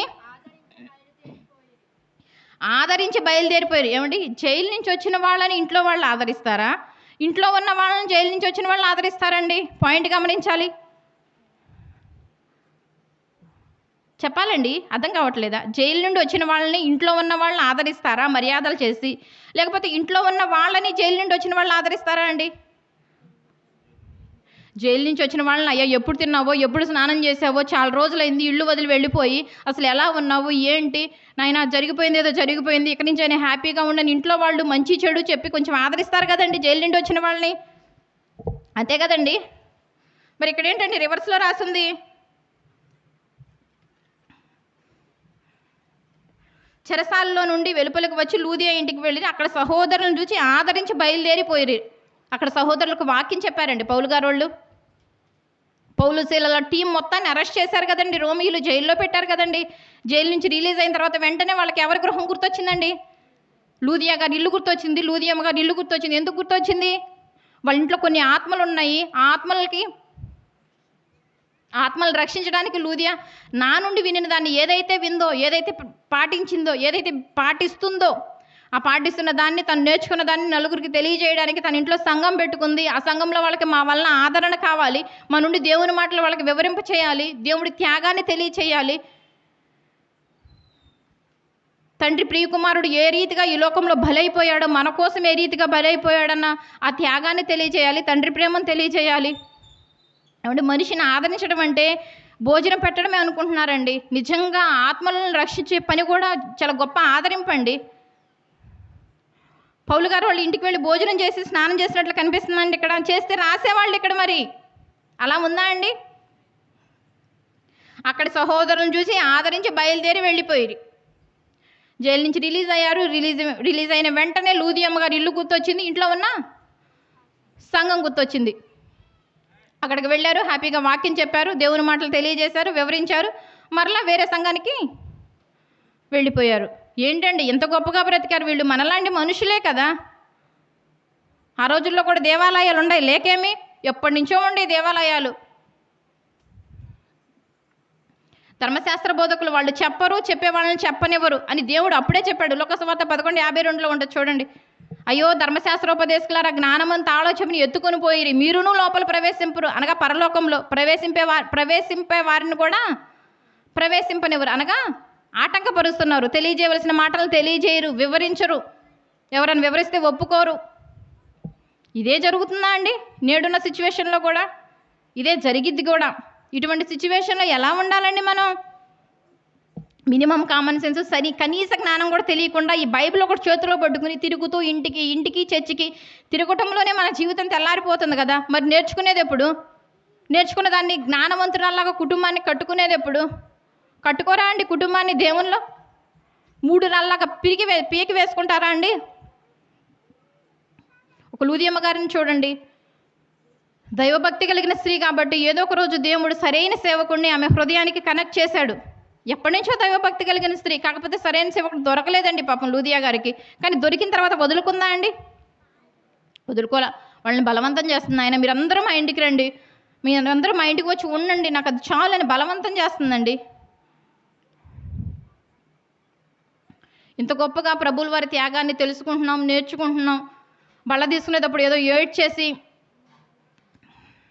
అయిపోయిందని ఊరుకుంటున్నారు. కానీ ప్రతిరోజు ఆయన సిలువనెత్తుకుని తను తగ్గించుకుని తను ఉపేక్షించుకుని నా సిలువను ఎత్తుకోమని దేవుడు చెప్తున్నాడు. కానీ ప్రతిదినము 40 రోజులకే పరిమితం చేశాడండి దేవుణ్ణి సేవకులు. అవునా కదా అండి? ఒక లూదియా గారు అయితే చూడండి, ఒక స్త్రీనే ఇంత విన్నా కూడా మాకు టైం లేదు, మాకు కుదరట్లేదు, మాకు అర్థం కావట్లేదు, మాకు చదువు రావట్లేదు, ఇవన్నీ పిచ్చి మాటలండి, దేవునికి దూరం చేసే మాటలు. నేర్చుకోవాలనే తాపత్రయం ఉంటే, తప్పనుంటే దేవుడు కనెక్ట్ చేయలేదండి లూదియమ్మ గారికి నిజమైన సేవకుడిని. అంటే నీలో ఫస్ట్ ఏముండాలి? దేవుడి పట్ల భయం ఉండాలి, భక్తి ఉండాలి. ఇవి రెండు లేకపోతే దేవుడు కూడా ఏం చేయలేండి. ఆయన ఫస్ట్ నీ నుంచి ఎటువంటి రెస్పాండ్ లేదే ఆయన హృదయము అనే డోర్ ఓపెన్ చేయడానికి ఆయన రెడీగా లేడు. నీ నుండి రెస్పాండ్ ఉంటేనే ప్రభువు ఆమె హృదయంను తెరచను కనుక ప్రభువు మాటలేందో లక్ష్యం ఉంచాను. అంటే ఫస్ట్లో నేర్చుకోవాలన్న కుతూహలం, నేర్చుకోవాలన్న ఆసక్తి ఎవరిలో ఉండాలి? క్రైస్తవుడివైనా, విశ్వాసమైనా, స్త్రీగా ఉన్నా నీలోనే ఉండాలి కదా, నాలోనే ఉండాలి కదా. వాక్యం ద్వారా దేవుడు ఏదో కలలో రాడండి, దర్శనాల్లో రాడు, ఇవన్నీ పిచ్చి మాటలండి, ఇవేమి నమ్మకండి ప్లీజ్. వాక్యం ద్వారా ఆయన ప్రతిదినం తట్టుతూనే ఉన్నాడు కదండి. సూర్యుడు వస్తున్నాడు, సూర్యుని ఉదయింపజేస్తుంది ఎవరు? దేవుడు కాదా? ఆయన సృష్టిలో చేసిన ప్రతి దాన్ని గురించి సాక్ష్యం లేకుండా చేయలేదని రాసే ఉంచాడు కదా. పగటికి పగలు, రాత్రికి రాత్రి జ్ఞానం వివరిస్తుంది, వాక్యం బోధిస్తుందని. ఈ మాటలన్నీ ఎవరి కోసమండి? మన కోసమే కదా. అంటే ప్రతిదినము, ప్రతి క్షణము మనల్ని తట్టుతూనే ఉన్నాడు కదండి. ఏదో ఒక రకంగా ఋతువుల రూపంలో, కాలాల రూపంలో, మనకు వచ్చే సీజనల్ ఫ్రూట్స్ రూపంలో. ఏమంటే అన్ని ఫ్రూట్స్ అన్ని కాలాల్లో దొరుకుతాయా అండి? దొరకవు. ఒక్కొక్క నెలలో ఒక్కొక్క పండు వస్తూ ఉంటాయి. వాటిని పంపేస్తుంది ఎవరు? వాటిని ఉత్పత్తి చేస్తుంది ఎవరు? దేవుడే కదా. అవి తినే ప్రతిసారి నీకు దేవుడు గుర్తొస్తే దేవుడిని హృదయాన్ని తట్టుచున్నట్లే కదా. అంటే ప్రతి దినము కాదండి, ప్రతి సెకండ్ తట్టుచున్నాడండి మన హృదయాన్ని. ఎక్కడైనా ఏదైనా సమయంలో మనం ఓపెన్ చేస్తామేమో, దేవుడు దూరంగా ఉండకూడదు కదా. అందుకే దేవుడు ఎప్పుడు అవైలబుల్గా ఉంటున్నాడండి, మనం మారతామని. ఇన్ని వాక్యాలు వింటున్న మీరు హ్యాపీగా దేవుళ్ళో ఉండాలని, దేవుడి కోసం బ్రతకాలని, దేవుడి ప్రేమను తెలుసుకోవాలని, ఆయన త్యాగాన్ని ఊరికే తెలుసుకుని ఏదో ఆ గుడ్ ఫ్రైడే రోజు బాగా ఏడుస్తామని దేవుడు ఈ లోకానికి వచ్చి బలైపోలేదండి. మనం మారాలని, మన ఆత్మలను రక్షించుకోవాలని, దేవుడితో ఉండాలని దేవుడు కోరుకుంటున్నాడు అండి. చివరికి ఒక రిఫరెన్స్ అండి, ప్రకటన గ్రంథం 3వ అధ్యాయం 21వ వచనమండి. ప్రకటన గ్రంథం 3వ అధ్యాయం 21వ వచనమండి.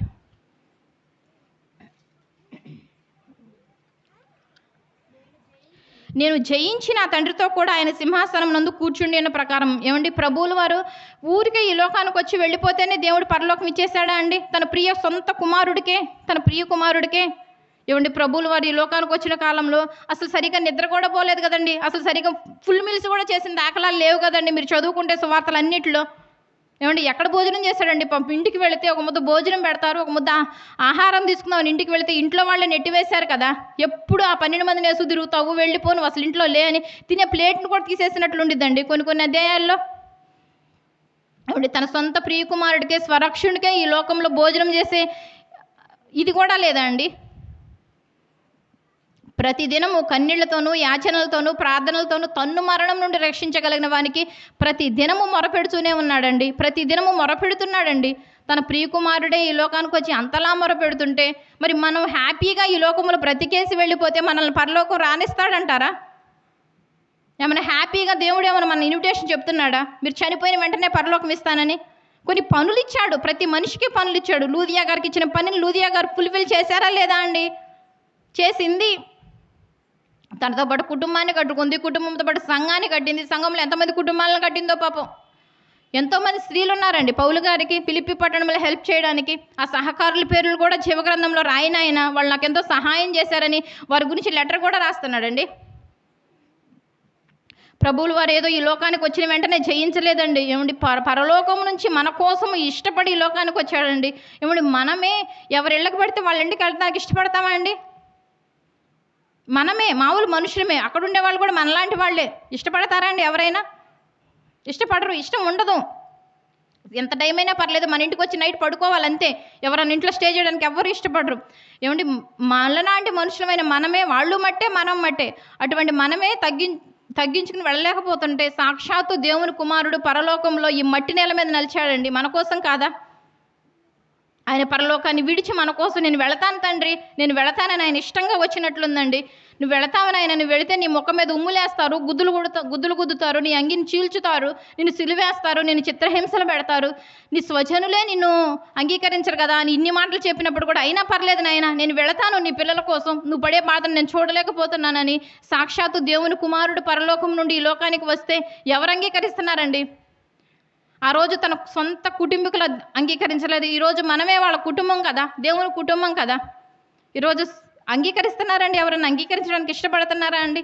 ఒక లూదియమ్మ గారు అయితే ఏదైతే వినదాని ప్రకారం తన బ్రతుకును మార్చుకుంది, తన కుటుంబాన్ని మార్చుకుంది. తనతో పాటు ఎంతోమంది కుటుంబాలను కూడా మార్చిందండి. సంఘం పెడుతుంది, సంఘం పెట్టి వాక్యాన్ని నడిపిస్తుందంటే అప్పుడు దేవాలయాలు లేవా అండి? ఖచ్చితంగా ఉన్నాయి. కానీ దేవాలయాల్లో కలిపరేట్ అయిపోయిందంతా. అందుకే నేను చెప్పాలి, దేవుడి మనసు నేనే వివరించాలి. తెలుసుకున్న నేనే వివరించకపోతే ఎవరు వివరిస్తారని ఒక కాన్సెప్ట్, ఒక పని దేవుని ఉపయోగపడి, నాయనా వారు తిరుగుతురు కానీ సర్వోన్నతుడైన దేవుని వైపు తిరగరు, వారు అక్కరకు రాని బాణాల వలె ఎదుగుతున్నారు కానీ వారి వల్ల నాకు ఉపయోగం లేదని ఎందుకు రాశాడు హోషేయ గ్రంథంలో? మన గురించి కాదా? లూదియమ్మ గారి గురించి అయితే అలాంటి మాటలు రాయడండి. నాకు ఉపయోగపడుతున్న బాణంగా ఎదుగుతుంది, క్రీస్తు పక్షాన వీర సైనికురాలు, ఒక యోధురాలు, మంచి పోరాటం పోరాడిందని రాస్తాడు కదా. దేవుని కోసం బ్రతికితే మనం కూడా అలా రాపించుకోవాలంటే ప్రభువుల వారి త్యాగాన్ని నేర్చుకుంటున్నాం. మనం ఎందాక తెలుసుకునే వారిగా ఉంటామండి? నేర్చుకున్న దాన్ని సొంత కుటుంబీకులకు తెలుపుకోరా అండి? తెలుపుకోవాలని ఉంది. జ్ఞానవంతురాలైతే తెలుపుకునిద్ది. జ్ఞానవంతురాలైతే తన భర్తని, తన పిల్లల్ని తను దేవునిలో ఉంచుకునిద్ది. దేవుని కోసం అవసరమైతే సంఘాన్ని పెట్టుకుని మరీ నడిపించిద్దని రాశారు కదా. సాధ్యమైతే దేవుని కోసం బ్రతుకుదాం. మనము మన పిల్లల్ని, మన కుటుంబాన్ని దేవునిలో ఉంచుకుందాం. ఒక లూదియమ్మ గారు లాంటి భక్తి కలిగిన స్త్రీగా ఈ రోజు నుంచి అయినా జీవితాన్ని కొనసాగిద్దాం. కళ్ళు మూసుకొని ప్రార్థన చేసుకుందాం.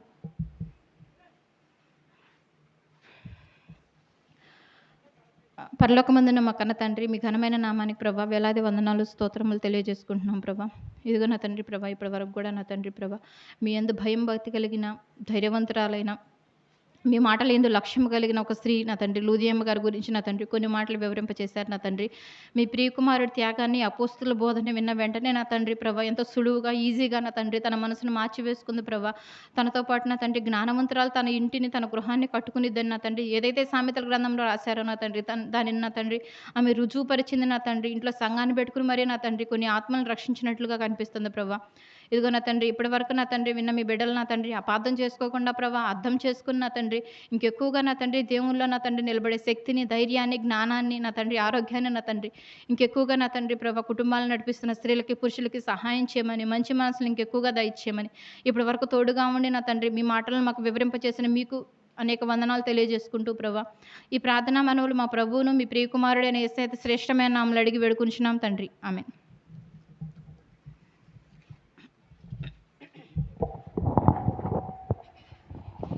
ఇప్పటి వరకు కూడా దేవుని యొక్క దివ్యజ్ఞానం సంగతులు విన్నారు కదండి. ఎవరిని గురించి విన్నారు ఇప్పటి వరకు? ఎవరిని గుర్చమ్మా? లూదియమ్మని గురించి. ఆమెకున్న బిరుదే ఏంటి? గొప్ప దైవభక్తి గల స్త్రీ అని చెప్పేసి అని పాస్టర్ గారు ఇచ్చారా బిరుదు? ఎవరు ఇచ్చారా బిరుదు? సాక్షాత్తు తండ్రి అని దేవుడే ఇచ్చాడు లూదియమ్మ గారికి. మరి నీకు దేవుడు నీకు ఆ బిరుదు ఇస్తున్నాడా? నీ ప్రవర్తన చూసి ఒక్కసారి వాక్యం ఉందండి, ఒక్క ప్రసంగానికే దేవుని యొక్క హృదయాన్ని తెలుసుకుంది, ఆలోచన తెలిసింది, తన కుటుంబాన్ని మార్చుకుంది. మరి మనం ఎన్ని తరగతులు వింటున్నా, ఎన్ని ప్రసంగాలు వింటున్నప్పుడు కానీ, దేవుని యొక్క వాక్యము హెచ్చరికతో చెప్తున్నప్పుడు కానీ వినలేని దౌర్భాగ్యస్థితిలో ఉంటున్నారు. ఎవరు? క్రైస్తవ సమాజంలో చూస్తే స్త్రీలకి, అయ్యా నా భర్త గారు తాగొచ్చి నన్ను కొడుతున్నాడు, నా భర్త మారట్లేదు, నా కుమారుడు వచ్చి తాగొస్తున్నాడు, చదవట్లేదు, ఇష్టానుసారంగా చేస్తున్నాడు అని చెప్పేసి అని ఎవరిని రిక్వెస్ట్ చేస్తూ ఉంటారు? పాస్టర్లను రిక్వెస్ట్ చేస్తూ ఉంటారు కదా. మరి లూదియమ్మ గారు ఏం చేసింది? విన్న ఒక్క వాక్యానికే తన కుటుంబాన్ని మార్చుకుంది, తన గృహంలో సంఘాన్ని పెట్టింది. అంటే దీన్ని బట్టి ఇంట్లో సంఘం పెట్టుకోవచ్చా? ప్రార్థన జరిపించుకోవచ్చుగా? మీకు రిఫరెన్స్తో కూడా అందిందిగా. అంటే గృహాల్లో కూడా పెట్టుకోవచ్చు. అయితే ప్రపంచంలో చూసుకుంటే అత్యధికులు స్త్రీలే ఉన్నారు. ఏ సమస్య వచ్చినా ఏదొచ్చినా కానీ సంఘ కాపురులను, సంఘ పెద్దలను పట్టుకుంటారు కానీ జీవము కలిగిన దేవుడిని పట్టుకోవట్లా. కానీ దేవుడు ఒక చక్కటి మాట రాయించాడు, నీ కోసం నా కోసం కాదు, ప్రపంచంలో ఉన్న స్త్రీలందరి కోసం ఒక మాట. ఈ మాట మరుగునపరిచేసింది క్రైస్తవ బోధకులు, చెప్పట్లేదు. చూడండి, పేతురు రాసిన మొదటి పత్రిక ఈ యొక్క యంత్ర శబ్దం ద్వారా అయితే ఎంతమంది వింటున్నారు, నా భర్త మారలేదు, అయ్యగారు ప్రార్థన చేయండి, మీ ప్రార్థనలు పెట్టండి అని చెప్పేసి అని అడిగే స్త్రీ, ఓ సహోదరి, ఓ తల్లి, నా కుమారుడు మారలేదు, చదువుకోవట్లేదు, ఇష్టానుసారం చేస్తున్నాడు అని చెప్పేసి అని బాధపడే ఒక తల్లి, ఒక్కసారి ఈ యొక్క రిఫరెన్స్ని చదువుకోండి. మీ దగ్గరలో బైబిల్ ఉంటే కనుక తీసి చదవండి. నీ కొరకే దేవుడు రాయించిన మాట ఇది. మనుషులను రాజులను ఆశ్రయించుట కంటే యెహోవాను ఆశ్రయించడం మేలన్న మాటకి చూడండి ఏం మాట రాశారు.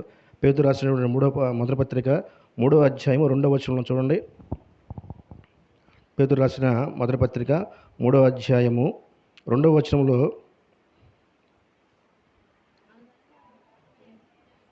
అందువలన వారిలో ఎవరైనాను, మొదటి నుంచి చదవండి అమ్మా. అటువల స్త్రీలారా, మీరు మీ స్వపురుషులకు లోబడి యుండుడి. అందువలన వారిలో ఎవరైనాను వాక్యమునకు అవిధేయులైతే వారు భయముతో కూడిన మీ పవిత్ర ప్రవర్తనను చూచి వాక్యము లేకుండానే తన భార్యను నడవడం వలన రాబట్టవచ్చును. అర్థమవుతుందా? మీ దగ్గర బంగారు పెన్నులు ఉంటే కనుక తీసుకొని రాసుకోండి స్త్రీలారా. నా భర్త తాగొచ్చి కొడుతున్నాడు, ప్రార్థన రావట్లేదని బోధకులను పెద్దలను అడగడం కాదు. నా కుమారుడు చదవట్లేదు, చదువు రావటం లేదు, తిరుగు ఇష్టానుసారం చేస్తున్నాడని చెప్పేసి అని ప్రార్థనలు పెట్టమని చెప్పడం కాదు. అక్కడ ఏం చెప్పాడు?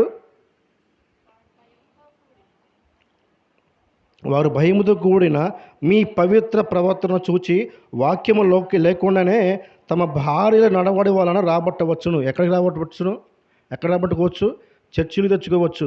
భార్యలారా, సహోదరులారా, తల్లులారా, మీ పవిత్ర ప్రవర్తనను బట్టి మీ భర్తలు మార్చుకోవచ్చు, మీ పిల్లలను మార్చుకోవచ్చు, మీ కుటుంబాన్ని మార్చుకోవచ్చు. ఇప్పుడు దాకా విన్నారు కదా లూదియమ్మ గారు, ఆవిడని గూర్చి 3 వచనాలే ఉంది ఈ పరిశుద్ధ జీవ గ్రంథంలో. వాక్యాన్ని వింది, గొప్ప వ్యాపారవేత్త, ధనవంతులతో వ్యాపారం చేసే స్త్రీ ఒక వాక్యాన్ని వింది, నడుచుకుంది, తన కుటుంబాన్ని మార్చుకుంది, గృహంలో సంఘాన్ని కట్టిందండి. మరి ఇన్ని సంవత్సరాలుగా వీళ్ళు వాక్యాలు వింటున్నావు, నీవు ఎప్పుడు కూడా దేవుడితో మాట్లాడలేదా? నీ హృదయాన్ని తలుపు తీయలేదా దేవుడు? నీ వాక్యం అనే దాంతో నీ హృదయాన్ని తట్టినప్పటికీ నువ్వు తలుపు తీయలేకపోతున్నావా? స్త్రీలారా, తల్లులారా, ఒకసారి ఆలోచించేయండి. మీ పవిత్ర ప్రవర్తనను బట్టి మీ భర్తలను రాబట్టుకోవచ్చు, మీ పిల్లలను రాబట్టుకోవచ్చు అని చక్కగా రాసి ఉంది కదండి మీ యొక్క బైబిల్లో. నా బైబిల్లో కాదు, మీ బైబిల్లో కూడా ఉంటుంది, రాసుకోండి. పేతురు రాసిన మొదటి పత్రిక 3వ అధ్యాయం 1-2 చదువుకోండి చక్కగా. దేవుడిని అడగండి, మనుషులను ఆశ్రయించొద్దు కదా. లూదియమ్మ గారిని తీసుకోండి, మా ఒక్క మెసేజ్కి మారిపోయిందండి. దేవాలయాలను చూడలేదు. పౌలు గారికి ఛాలెంజ్ విసిరింది ఏమని? నేను నీతిమంతురాలను ఎంచితే నా ఇంటికి రమ్మని చెప్పిందండి ఆవిడ. అంత గట్స్ ఎవరికి ఉంటాయండి? కనుక మనందరం కూడా దేవుని వాక్యాన్ని వినాలి, దేవుని మనసు తెలుసుకోవాలి, ఆయన రాజ్యానికి వారసులు అవ్వాలనేది దేవుని సంకల్పం అండి కదా. దేవుడి ఈ రాత్రికాలము మనం మారాలి, మన ఆత్మ మారాలి, మన కుటుంబం మారాలని ఇన్ని చక్కని మాటలు మనకు వినింపజేశాడు. కనుక మనందరం కూడా ఎవరు కూడా శత్రువులు కాదు, ఎవరు ఇది కాదు, అందరికీ ప్రేమతో దేవుడు చెప్తున్న మాటలు. నీవు మారాలి, నీ కుటుంబం మార్చుకోవాలి, దేవుని సన్నిధిలో యుగయుగాలు దేవునితో ఉండాలనే దేవుడు తాపత్రయపడుతున్నాడు. బైబిల్ పాఠశాల ముఖ్య ఉద్దేశం కూడా అదేనండి. కనుక ప్రతి ఒక్కరు కూడా దేవునికి భయపడండి, మనుషులకు భయపడద్దు, దేవునికి భయపడండి, దేవుడు చెప్పిన మాటలు పాటించండి, కుటుంబాలని రక్షించుకోండి. మీ గృహాల్లో కూడా దేవుని యొక్క వాక్య పరిమళాన్ని ప్రపంచానికి వెదజల్లండి. దయచేసి మోకరించినట్లయితే కనుక ప్రార్థన చేసుకుందాం.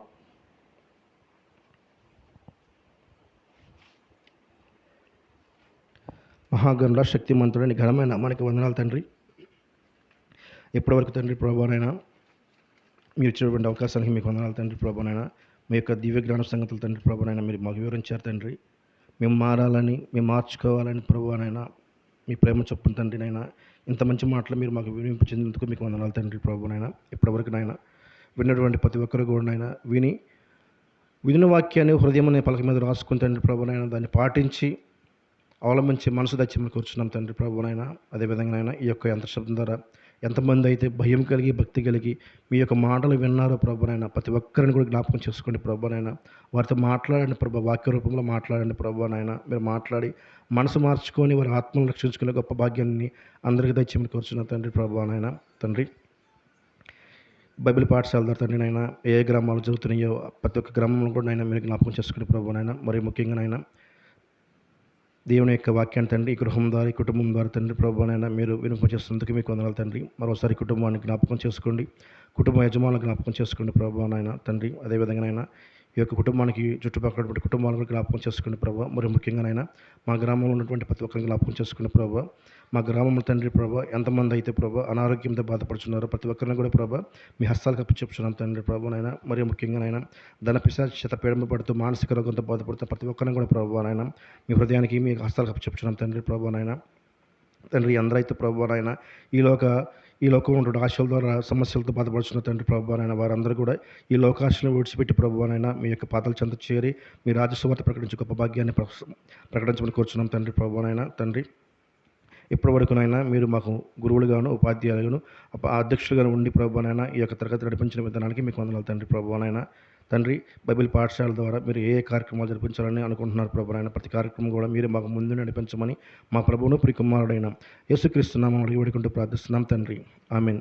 తండ్రి యొక్క ప్రేమయు కుమారుని యొక్క త్యాగము పరిశుద్ధాత్మిక అన్యోన్య సహవాసము మనకు లోకంలో సకల పరిశుద్ధులకు సదాకాలముగా ఉండు నడిపించును గాక. ఆమేన్. అందరికీ వందనాలండి.